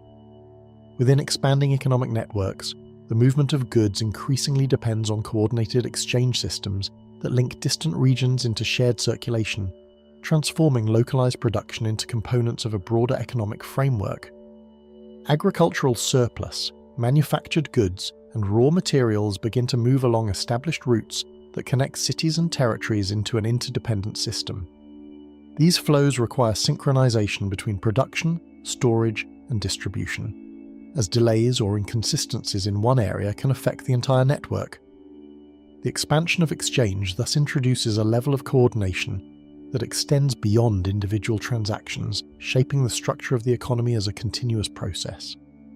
As these movements extend across greater distances, timing becomes an essential condition of stability, requiring that production, transport, and delivery align within narrow windows that cannot easily be adjusted once disrupted. Seasonal cycles determine when goods can be harvested or transported, while environmental conditions influence the speed and reliability of movement across routes. A delay in one segment of the system can propagate outward, affecting storage levels, labour allocation, and subsequent exchanges. The system, therefore, operates not only through movement but through the precise coordination of when that movement occurs. From resource-scarce environments, trade routes extend outward to acquire materials unavailable within Mesopotamia, creating sustained connections across vast distances that link the region to external sources of supply. Timber from distant forests, metals from Anatolia, and goods associated with regions such as Dilmun and Meluha enter the system through networks that require long-distance coordination and sustained interaction. These exchanges are not incidental, but integral, as local environments lack many essential resources needed for construction, tool production, and specialized craft. The reliance on external materials embeds Mesopotamia within a wider network of exchange, where stability depends in part on maintaining connections beyond its immediate boundaries. Along these routes, merchants and transport groups operate within frameworks of risk, timing, and negotiated agreement that structure long-distance exchange, navigating environments where distance and uncertainty must be managed through coordination rather than control. Travel across varied terrain introduces delays, hazards, and logistical challenges that require careful planning and cooperation between multiple participants. Agreements governing delivery, compensation, and responsibility are documented to ensure that transactions can proceed despite these uncertainties. In this context, trade becomes not only an economic activity, but a structured process that depends on the alignment of multiple variables over extended distances. To ensure consistency across transactions, standardized systems of weight and measurement are implemented, reducing uncertainty in valuation and distribution by establishing fixed units that can be applied across different regions and contexts. Measures such as the shekel and mina provide a common framework for quantifying goods, allowing exchanges to be conducted with a shared understanding of value. This standardization minimizes variation that could otherwise disrupt transactions, ensuring that goods can be assessed and compared within a unified system. Measurement, therefore, becomes a foundational element of economic coordination, enabling complex exchange networks to function with reliability. In administrative practice, tools such as seals and recorded receipts function as verification mechanisms that maintain accountability within complex systems, ensuring that transactions can be authenticated and traced across multiple stages of exchange. Cylinder seals, impressed into clay, serve as signatures that confirm identity and authorization, linking individuals to specific actions within the administrative process. Receipts and records provide evidence of completed transactions, creating a chain of documentation that supports both verification and enforcement. These mechanisms allow the system to operate without constant supervision, as accountability is embedded within the structure of record-keeping itself. Through centralized storage and redistribution, collected resources are reorganized into controlled flows that support both urban populations and institutional demands, transforming production into a managed system of allocation. Granaries and storage facilities hold agricultural surplus, which can then be distributed according to administrative priorities, ensuring that resources are directed where needed. This system allows for the buffering of seasonal variation, as stored goods can be released during periods of lower production. Redistribution thus functions as a stabilizing mechanism, integrating production and consumption into a coordinated cycle. At the level of labor organization, human activity is recorded, assigned, and quantified as part of a system that integrates effort into structured output, reflecting a form of coordination that extends beyond individual or local decision-making. Workers are allocated to tasks, tracked through documentation, and compensated according to established systems that link labor to distribution.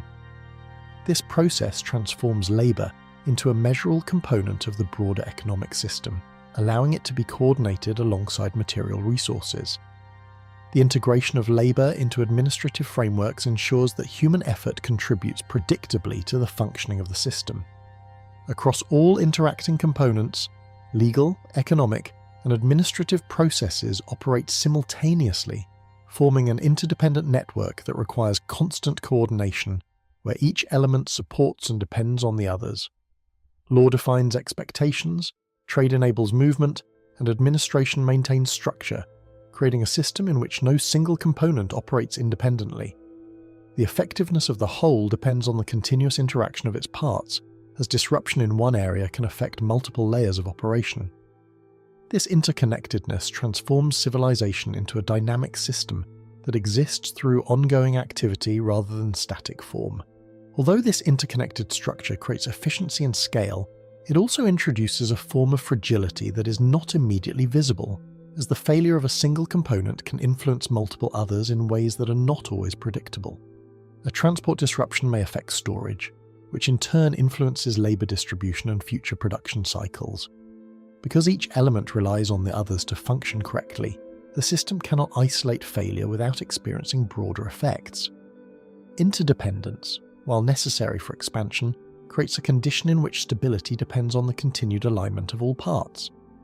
At the same time, the presence of detailed records creates an impression of complete oversight, where every transaction appears accounted for and every movement traceable within the administrative system.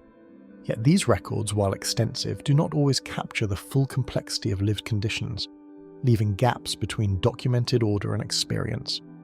What is written reflects what the system can record, not necessarily everything that occurs within it. This distinction introduces a subtle uncertainty, where the appearance of control may extend beyond the limits of what can truly be maintained. Each recorded transaction was added to a system that no longer had a natural point of rest. Daily life beneath the gods. Beyond the systems that governed movement and exchange, life unfolded within enclosed spaces where routine shaped existence in quieter, less visible ways, revealing a dimension of civilization that cannot be fully reconstructed through administration or law alone. The structures that defined society at a large scale were experienced not as abstract systems, but as conditions embedded in daily activity, where individuals moved through environments shaped by expectations they did not always control. What survives of this world comes not from continuous narratives, but from scattered traces, objects, inscriptions, and architectural remains that suggest patterns rather than complete stories. Through these fragments, it becomes possible to approach the rhythms of ordinary life, even if they can never be fully recovered. Even the smallest remnants, broken vessels, worn tools, impressions left in clay carry the quiet suggestion of repetition, as if daily life left behind more motion than memory. Inside mud brick homes arranged around open courtyards, daily activity centered on shared spaces that combined work, rest, and family life into a single environment, reflecting a form of living in which separation between functions was minimal. These houses, constructed from materials shaped by the surrounding environment, provided shelter that was both practical and adaptable, often rebuilt or repaired over time. Courtyards allowed light and air to circulate while serving as focal points for domestic tasks, from food preparation to craft production. The arrangement of these spaces suggests a life lived in proximity, where privacy was limited and activity remained visible within the household. At certain hours, dust and heat would settle into these courtyards so completely that movement itself seemed to slow, as if the structure of the home absorbed the rhythm of those who lived within it. Across these domestic settings, labour was divided along practical and social lines, with responsibilities shaped by age, gender, and status rather than individual choice, creating a structured distribution of effort that maintained household function. Tasks related to food preparation, textile production, and maintenance were carried out alongside agricultural or external labour, forming a continuous cycle of activity that left little distinction between work and daily existence. This organisation of labour reflects a system in which efficiency depended on the predictable participation of each member, rather than on flexibility or variation. In such an environment, roles were not temporary assignments but sustained conditions that defined daily life. The repetition of these roles over time created patterns so consistent that change itself would have been noticeable, even if rarely recorded. For those working the land or producing goods, daily effort followed rhythms tied to seasons, materials, and obligations that could not easily be delayed or avoided, linking individual activity to broader cycles beyond immediate control. Agricultural labour depended on the timing of planting, irrigation, and harvest, requiring attention to environmental conditions that shaped both opportunity and limitation. Craft production, whether in pottery, weaving, or tool-making, required access to materials and time that aligned with these larger patterns. The result was a form of work that operated within constraints that were constant, where deviation could carry consequences extending beyond the individual. Even the tools themselves bore traces of this repetition, their surfaces gradually shaped by use until function and wear became indistinguishable. Meals prepared from barley, dates, and other available resources reflect a diet shaped by the environment, where sustenance depended on both cultivation and storage, reinforcing the connection between daily consumption and broader economic systems. Barley, often processed into bread or beer, served as a staple that could be produced in sufficient quantities to sustain populations, while dates provided a source of sweetness and additional nutrition. Food preparation involved grinding grain, baking, and brewing, tasks that required time and coordination within the household. The reliance on stored resources also introduced an awareness of fluctuation, where abundance and scarcity could shift over time. In the texture of these meals, simple, repetitive, and shared, there is an imprint of both survival and limitation, shaped more by necessity than variety. Differences in status became visible not through abstract designation, but through living conditions, access to resources, and the degree of control individuals held over their own labour, creating a hierarchy that was experienced directly in daily life. Those associated with administrative or religious institutions often had greater access to goods and stability, while labourers and dependent individuals operated within more constrained conditions. Enslaved individuals, whether through debt or capture, occupied positions with limited autonomy, their labour directed by others within the system. These distinctions were not theoretical but embedded in the conditions of existence, shaping how individuals experienced both opportunity and limitation. Such differences could be observed not in declarations, but in the quiet contrast between what was available to some and withheld from others within the same living landscape. In the roles assigned to women, evidence reveals a range of responsibilities that extended beyond domestic work into economic and legal participation under certain conditions, suggesting a complexity that cannot be reduced to a single model of experience. Women are documented in some cases as property holders, participants in contracts, and managers of household production, indicating that their roles could vary depending on status and context. At the same time, many responsibilities remained tied to domestic labour and family structure, reinforcing patterns that shaped daily activity. This combination of participation and constraint reflects a system in which roles were defined, but not entirely uniform. The surviving records capture only glimpses of these lives, leaving large portions of their experience outside the reach of documentation. Among children, learning took place within structured environments where discipline and repetition shaped the transmission of writing and administrative knowledge, particularly within scribal schools known as aduba. Students practiced writing signs repeatedly on clay tablets, copying established forms to internalize the systems required for record keeping. The process was demanding, often involving correction and strict oversight, reflecting the importance placed on accuracy within administrative life. Through this training, a small portion of the population gained access to the knowledge required to sustain the broader system, while most remained outside these formal structures of education. The marks left on practice tablets suggest not only instruction, but persistence. Layer upon layer of effort pressed into clay until form became memory. Encounters with illness and injury introduced uncertainty into daily life, as treatments combined practical remedies with ritual practices that reflected limited medical understanding, blending observation with belief. Medical texts describe the use of plant-based treatments alongside incantations intended to address underlying causes interpreted as supernatural or divine. The effectiveness of such treatments varied, and outcomes were not always predictable, leaving individuals vulnerable to conditions that could not be fully controlled. In this context, health was not only a physical state, but a condition influenced by forces that were not entirely understood. In the absence of clear explanations, recovery and decline often appeared as shifts in patterns that could not be reliably traced. Burial practices beneath or near living spaces suggest a continuity between the living and the dead, where memory and presence remained physically close, embedding loss within the structure of daily life. Graves placed beneath floors or within residential areas indicate that the separation between life and death was not absolute, but integrated into the environment of the household. Offerings placed with the deceased reflect ongoing recognition, suggesting that relationships extended beyond physical presence. This proximity creates an impression of continuity, where the past remains part of the present space.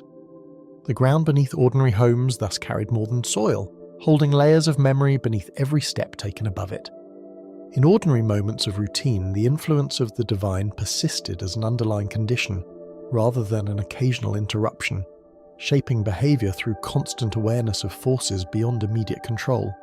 Household rituals, small offerings, and adherence to practices align daily life with broader systems of belief, reinforcing the idea that human activity existed within a larger framework. The divine was not encountered only in temples or ceremonies, but woven into the expectations that guided everyday behavior. This presence, while not always visible, influenced decisions and actions in ways that structured daily existence. Even silence within the household could carry meaning, as the absence of ritual attention was itself understood as a condition requiring care. Most lives passed in patterns too ordinary to be preserved, leaving only faint impressions of how they were lived. War, rivalry, and the fracturing of Sumer. After centralized structures dissolved into regional authority once again, the illusion of lasting unity gave way to a landscape defined by competing centers of power, where no single city-state could maintain lasting dominance over the whole of southern Mesopotamia. The transition away from earlier imperial frameworks did not produce a unified replacement, but instead revealed the underlying structure that had always existed beneath periods of consolidation. Authority became increasingly localized, shaped by immediate concerns of survival, resource control, and strategic positioning. What emerged was not a breakdown into chaos, but a reversion to a long-standing condition of rivalry embedded within the geography itself. Across the alluvial plains of southern Mesopotamia, independent city-states operated as self-contained political entities whose interests rarely aligned for long, each maintaining its own administrative system, religious institutions, and economic priorities. Cities such as Uruk, Ur, Lagash, and Umma functioned as competing nodes within the same environmental and cultural space, yet their shared foundations did not translate into sustained cooperation. Proximity intensified competition rather than reducing it, as overlapping claims to land and water created continuous friction. In this environment, political identity was defined as much by opposition to neighbouring cities as by internal cohesion. Within historical records and archaeological layers, repeated patterns of conflict reveal warfare functioning less as an interruption than as a recurring mechanism of governance embedded into the political rhythm of the region. Military campaigns appear not as rare disruptions but as expected expressions of inter-city relations, often recorded in inscriptions that emphasize territorial gain and legitimacy through victory. The cyclical nature of these conflicts suggests that stability was temporary, requiring constant reinforcement through force or threat of force. Over time, the distinction between governance and warfare becomes increasingly difficult to separate within the historical record. Through irrigation networks that sustained agriculture, control over water distribution became one of the most persistent sources of tension between neighbouring cities, as survival depended on access to channels fed by the Tigris and Euphrates. Small shifts in diversion or maintenance could alter agricultural output across entire regions, turning infrastructure into a strategic asset. Disputes over canals and water rights are reflected in both textual references and settlement patterns, indicating that environmental dependency directly shaped political rivalry. In such a system, control over water was effectively control over life itself, making it a central factor in repeated confrontations. Along the edges of expanding urban territories, defensive structures gradually intensified, reflecting a growing expectation that conflict was an unavoidable condition of existence. City walls, fortified gates, and controlled access points became defining features of urban architecture, shaping not only defense but also the movement of goods and people. These constructions required significant labor and coordination, suggesting that preparation for conflict was integrated into civic organization itself. The presence of such fortifications across multiple cities indicates a shared recognition that security could not be taken for granted. Between shifting alliances and temporary agreements, political cooperation emerged only in response to immediate necessity rather than enduring unity, producing unstable coalitions that dissolved once conditions changed. Alliances were often formed against dominant regional powers or in response to acute resource pressure, rather than as part of long-term strategic alignment. This fluidity meant that relationships between cities remained unpredictable, with former allies frequently becoming rivals. The absence of stable political frameworks contributed to a persistent atmosphere of uncertainty across the region. Under rulers who claimed legitimacy through victory, military success became a primary language through which authority and divine favor were interpreted, reinforcing the connection between warfare and political legitimacy. Inscriptions associated with kingship often emphasize conquest and control, framing success in battle as evidence of rightful rule.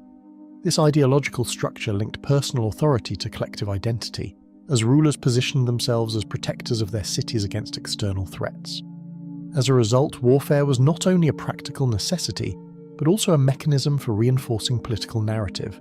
From disrupted trade corridors and damaged infrastructure, the economic consequences of repeated warfare began to accumulate across interconnected regions, affecting production, distribution, and long-distance exchange. Agricultural disruption, labor diversion, and damage to transport routes reduced the efficiency of regional networks that had previously supported interdependence. Over time, these disruptions weakened the reliability of exchange systems, forcing cities to rely more heavily on localized resources. The cumulative effect of these interruptions contributed to a gradual reduction in economic integration across southern Mesopotamia. Alongside the weakening of long-distance exchange networks, regional production systems also began to adapt to increased instability by shifting toward more localized cycles of supply and consumption, where cities relied more heavily on nearby agricultural zones and shorter distribution routes to reduce exposure to disruption. Storage practices within urban centers became increasingly important as surplus accumulation was used not only for seasonal balancing but also as a buffer against unpredictable interruptions in transport and trade. This adjustment gradually reduced the interdependence between distant city-states, reinforcing economic self-containment and limiting the flow of specialized goods that had once circulated more freely across southern Mesopotamia. Despite shared linguistic and religious foundations, cultural cohesion increasingly failed to translate into political stability across competing city systems, revealing a gap between identity and governance. Temples, deities, and written language provided a common framework, yet these shared elements did not prevent recurring conflict.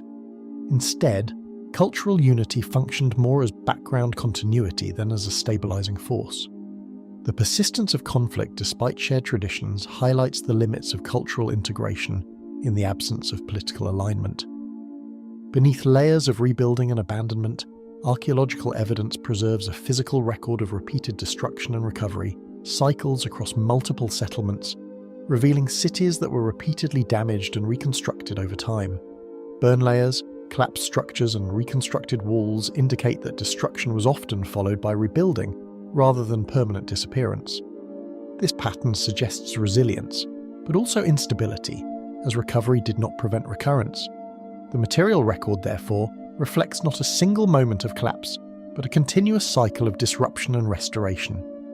Over extended periods of instability, fragmentation ceased to appear as an exception and instead became the underlying condition shaping the entire region, redefining how cities related to one another and to their environment. What had once been temporary periods of conflict evolved into a persistent structural reality, influencing governance, economy, and settlement patterns. The cumulative effect of repeated instability reshaped the political landscape into one defined by division rather than cohesion. In this environment, fragmentation was not an outcome, it was the default state. The boundaries that once suggested unity had already been replaced by lines drawn through conflict rather than connection. The disappearance when Sumer stopped being Sumer. Residual structures of Sumerian authority continued functioning after political fragmentation, though their original cohesion had already begun to dissolve beneath persistent regional independence. Administrative systems, temple economies, and local governance mechanisms did not vanish in the wake of instability, but instead persisted in modified forms that reflected a new balance of power between cities. What had once operated as a loosely connected cultural and political landscape now existed without a unifying centre, creating a condition where continuity masked gradual transformation. In this environment, survival of institutions did not necessarily indicate survival of identity as familiar frameworks began serving unfamiliar authorities. Added expansion. Even in cities where political control had shifted, older bureaucratic habits remained embedded in daily administration, as scribes continued to use inherited accounting systems that outlived the political conditions that created them. Clay tablets from later periods still preserve Sumerian numerical and administrative conventions, suggesting that institutional memory often survives longer than the political structures that produced it. This creates a subtle dissonance in the historical record, where the tools of an earlier civilization remain active even as the civilization itself ceases to function as a unified whole. Amorite populations gradually entered Mesopotamian political landscapes not through abrupt displacement, but through incremental participation in existing administrative and urban systems. Rather than replacing established order, they integrated into it, adopting scribal practices, legal conventions, and economic structures already in place across southern cities. This process of incorporation was uneven, unfolding across generations as new elites emerged within older institutional frameworks. Over time, participation evolved into governance, and governance into redefinition of political identity itself, as authority increasingly reflected a hybrid composition rather than a singular cultural origin. Royal authority during this transitional period increasingly operated without a unified cultural origin, as rulership adapted to shifting linguistic and regional frameworks. Kingship remained a stabilizing institution, but its symbolic grounding became less tied to a specifically Sumerian worldview and more to broader Mesopotamian traditions of legitimacy. Titles, inscriptions, and administrative declarations continued to emphasize divine sanction, yet the cultural context supporting those claims was no longer uniform. Authority persisted, but its cultural foundation had begun to widen, absorbing influences that gradually altered its original identity. Early Babylonian ascendancy reoriented regional governance by absorbing established Sumerian institutions into a broader and more adaptable political structure. Instead of dismantling existing systems, emerging centers of power incorporated them, reusing administrative methods, legal traditions, and economic practices that had developed over centuries. This absorption created continuity and function, even as political identity shifted toward new urban centers. The result was not replacement, but reconfiguration, where older frameworks remained operational under different political alignments and priorities. Administrative practices across southern Mesopotamia gradually transitioned toward Akkadian dominance, while Sumerian persisted in specialized religious and scholarly contexts. This linguistic shift did not occur uniformly but reflected differing needs across administrative and cultural domains. Everyday governance increasingly relied on Akkadian for communication and record-keeping, while Sumerian retained significance in ritual language, education, and formal literary tradition. The coexistence of both languages created a layered system of expression, where cultural memory persisted even as practical administration moved in a different linguistic direction. This linguistic layering was not merely administrative convenience, but a reflection of how knowledge itself became stratified across society, where certain forms of speech were preserved because they were considered authoritative rather than because they were widely understood. Over time, Sumerian functioned less as a spoken language and more as a specialized code of tradition, preserved through repetition in scribal schools long after it ceased to be used in everyday communication. Religious institutions associated with earlier Sumerian traditions remained active under new political systems, preserving ritual continuity even as cultural identity shifted. Temples continued to function as centers of economic management, ceremonial practice, and local authority, often maintaining traditions that predated the political structures surrounding them.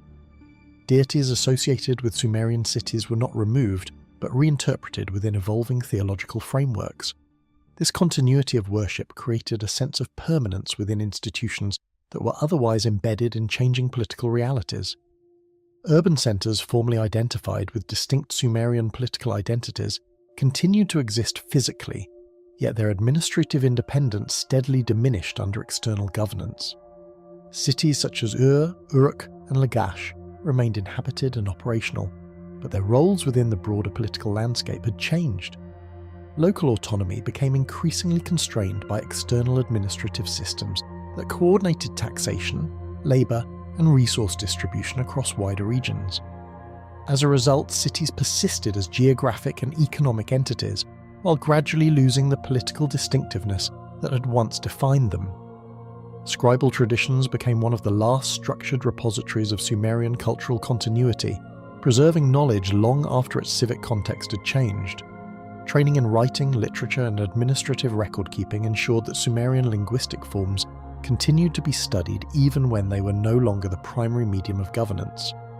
Texts copied and preserved by scribes maintained references to earlier traditions, embedding historical continuity within educational systems.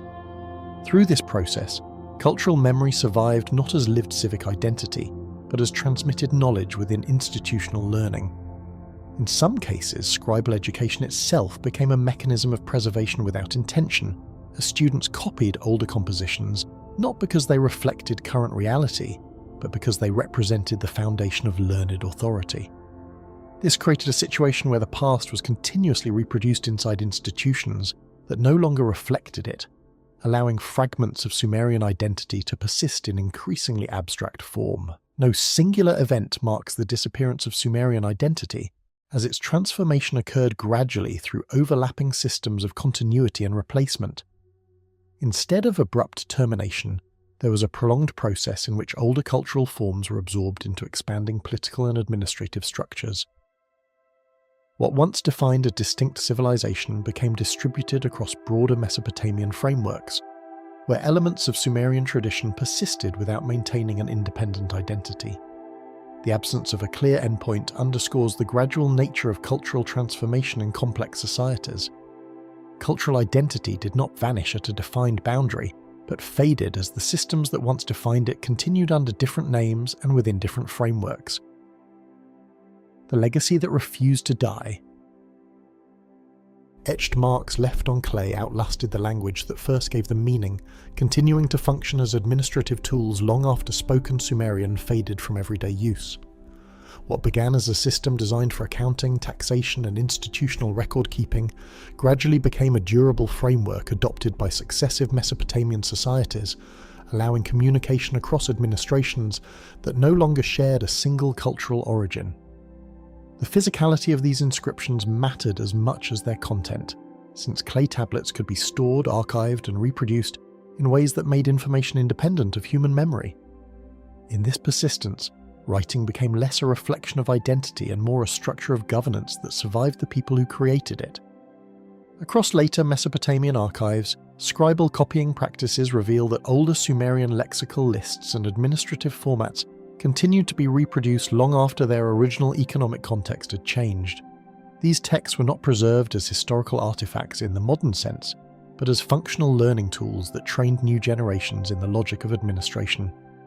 In this way, writing systems preserved not only information but the underlying structure of how information was organized and controlled. In many administrative centers, storage rooms filled with clay tablets formed dense bureaucratic environments where documentation itself became a physical landscape of governance. Tablets were sorted, stacked, and referenced according to institutional categories that allowed entire economies to be reconstructed from written traces alone. This created a form of state memory that did not depend on individuals, but on the durability of recorded systems. Codified rules preserved in Mesopotamian legal traditions reveal patterns of governance that trace directly back to earlier Sumerian frameworks of order and responsibility. Legal thought did not emerge anew in later civilizations, but instead evolved through refinement of existing principles that regulated property, labor, and social conduct. The structure of law continued to emphasize predictable outcomes and standardized consequences, reinforcing stability through repetition rather than innovation.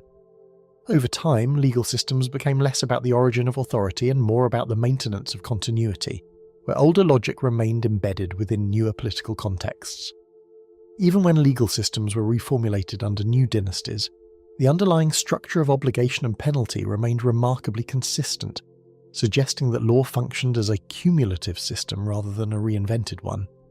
This continuity meant that political change rarely required legal replacement, but instead relied on reinterpretation of established frameworks already embedded in administrative practice. The endurance of legal logic was reinforced by its integration into daily administrative procedure, where disputes were resolved through formulas that had been standardized over generations. This reduced the variability of judgment and ensured that governance could operate predictably across different regions and officials. Monumental constructions across later Mesopotamian cities quietly replicated architectural principles established in earlier Sumerian urban design, even when their symbolic origins were no longer explicitly recognized. The ziggurat form, with its layered terraces and elevated sacred space, continued to influence temple architecture as a structural expression of the connection between civic authority and religious legitimacy. Cities built long after the decline of Sumer still organized sacred space according to vertical hierarchy, reflecting an inherited understanding of how built environments could represent cosmic order. In this way, architecture functioned as a memory that did not require interpretation to persist.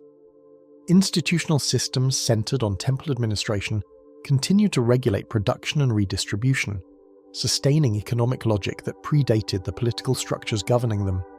Temples remained central nodes in economic organization, overseeing storage, labor allocation, and distribution of agricultural surplus in ways that ensured continuity of earlier administrative models. These systems adapted to new rulers and languages without abandoning their foundational structure, allowing economic life to remain stable across political transitions. The persistence of temple-based organization reveals how deeply embedded economic practices had become within institutional life. Archaeological evidence from storage complexes suggests that surplus goods were not only accumulated, but carefully categorized according to standardized accounting systems that allowed administrators to track resources across seasons and years. This long-term tracking of production cycles indicates that economic management had evolved into a continuous system of forecasting and allocation, rather than short-term distribution. Scribal training systems preserved ancient compositions as standardized learning material, embedding earlier Sumerian texts into educational traditions that no longer reflected their original context. What had once been living administrative language gradually transformed into a curriculum of cultural authority, where students copied and memorized texts that were already centuries old. This process preserved knowledge in a controlled environment, ensuring its survival even as its practical use diminished. Through scribal education, Sumerian intellectual heritage became detached from its origins and reclassified as classical learning. Divine figures associated with Sumerian cities gradually merged into later pantheons, maintaining their functional roles even as their identities were reinterpreted under new cultural frameworks. Gods associated with natural forces, civic order, and cosmic regulation continued to exist within religious systems that had absorbed and reshaped earlier beliefs. Rather than disappearing, these deities were recontextualized, their attributes redistributed across evolving theological structures. This continuity of function without fixed identity reflects a broader pattern in which belief systems adapt without fully replacing what came before. In religious practice, this meant that rituals often remained unchanged even when their theological explanations shifted, allowing continuity of action even in the absence of continuity of meaning. The structure of worship, therefore, preserved older civilizations indirectly through repeated behavior rather than explicit memory. Later Mesopotamian societies developed not by replacing earlier systems, but by layering new political and cultural structures over foundations that had already been firmly established. Administrative methods, economic practices, and religious frameworks accumulated over time, producing a civilization built through incorporation rather than rupture. Each new political formation inherited tools and systems that had already been tested through centuries of use, allowing continuity to persist beneath visible change. In this sense, historical development functioned less as replacement and more as gradual architectural layering across generations. What endures most often is not the name of a civilization, but the systems it leaves behind to be used by those who forget where they came from.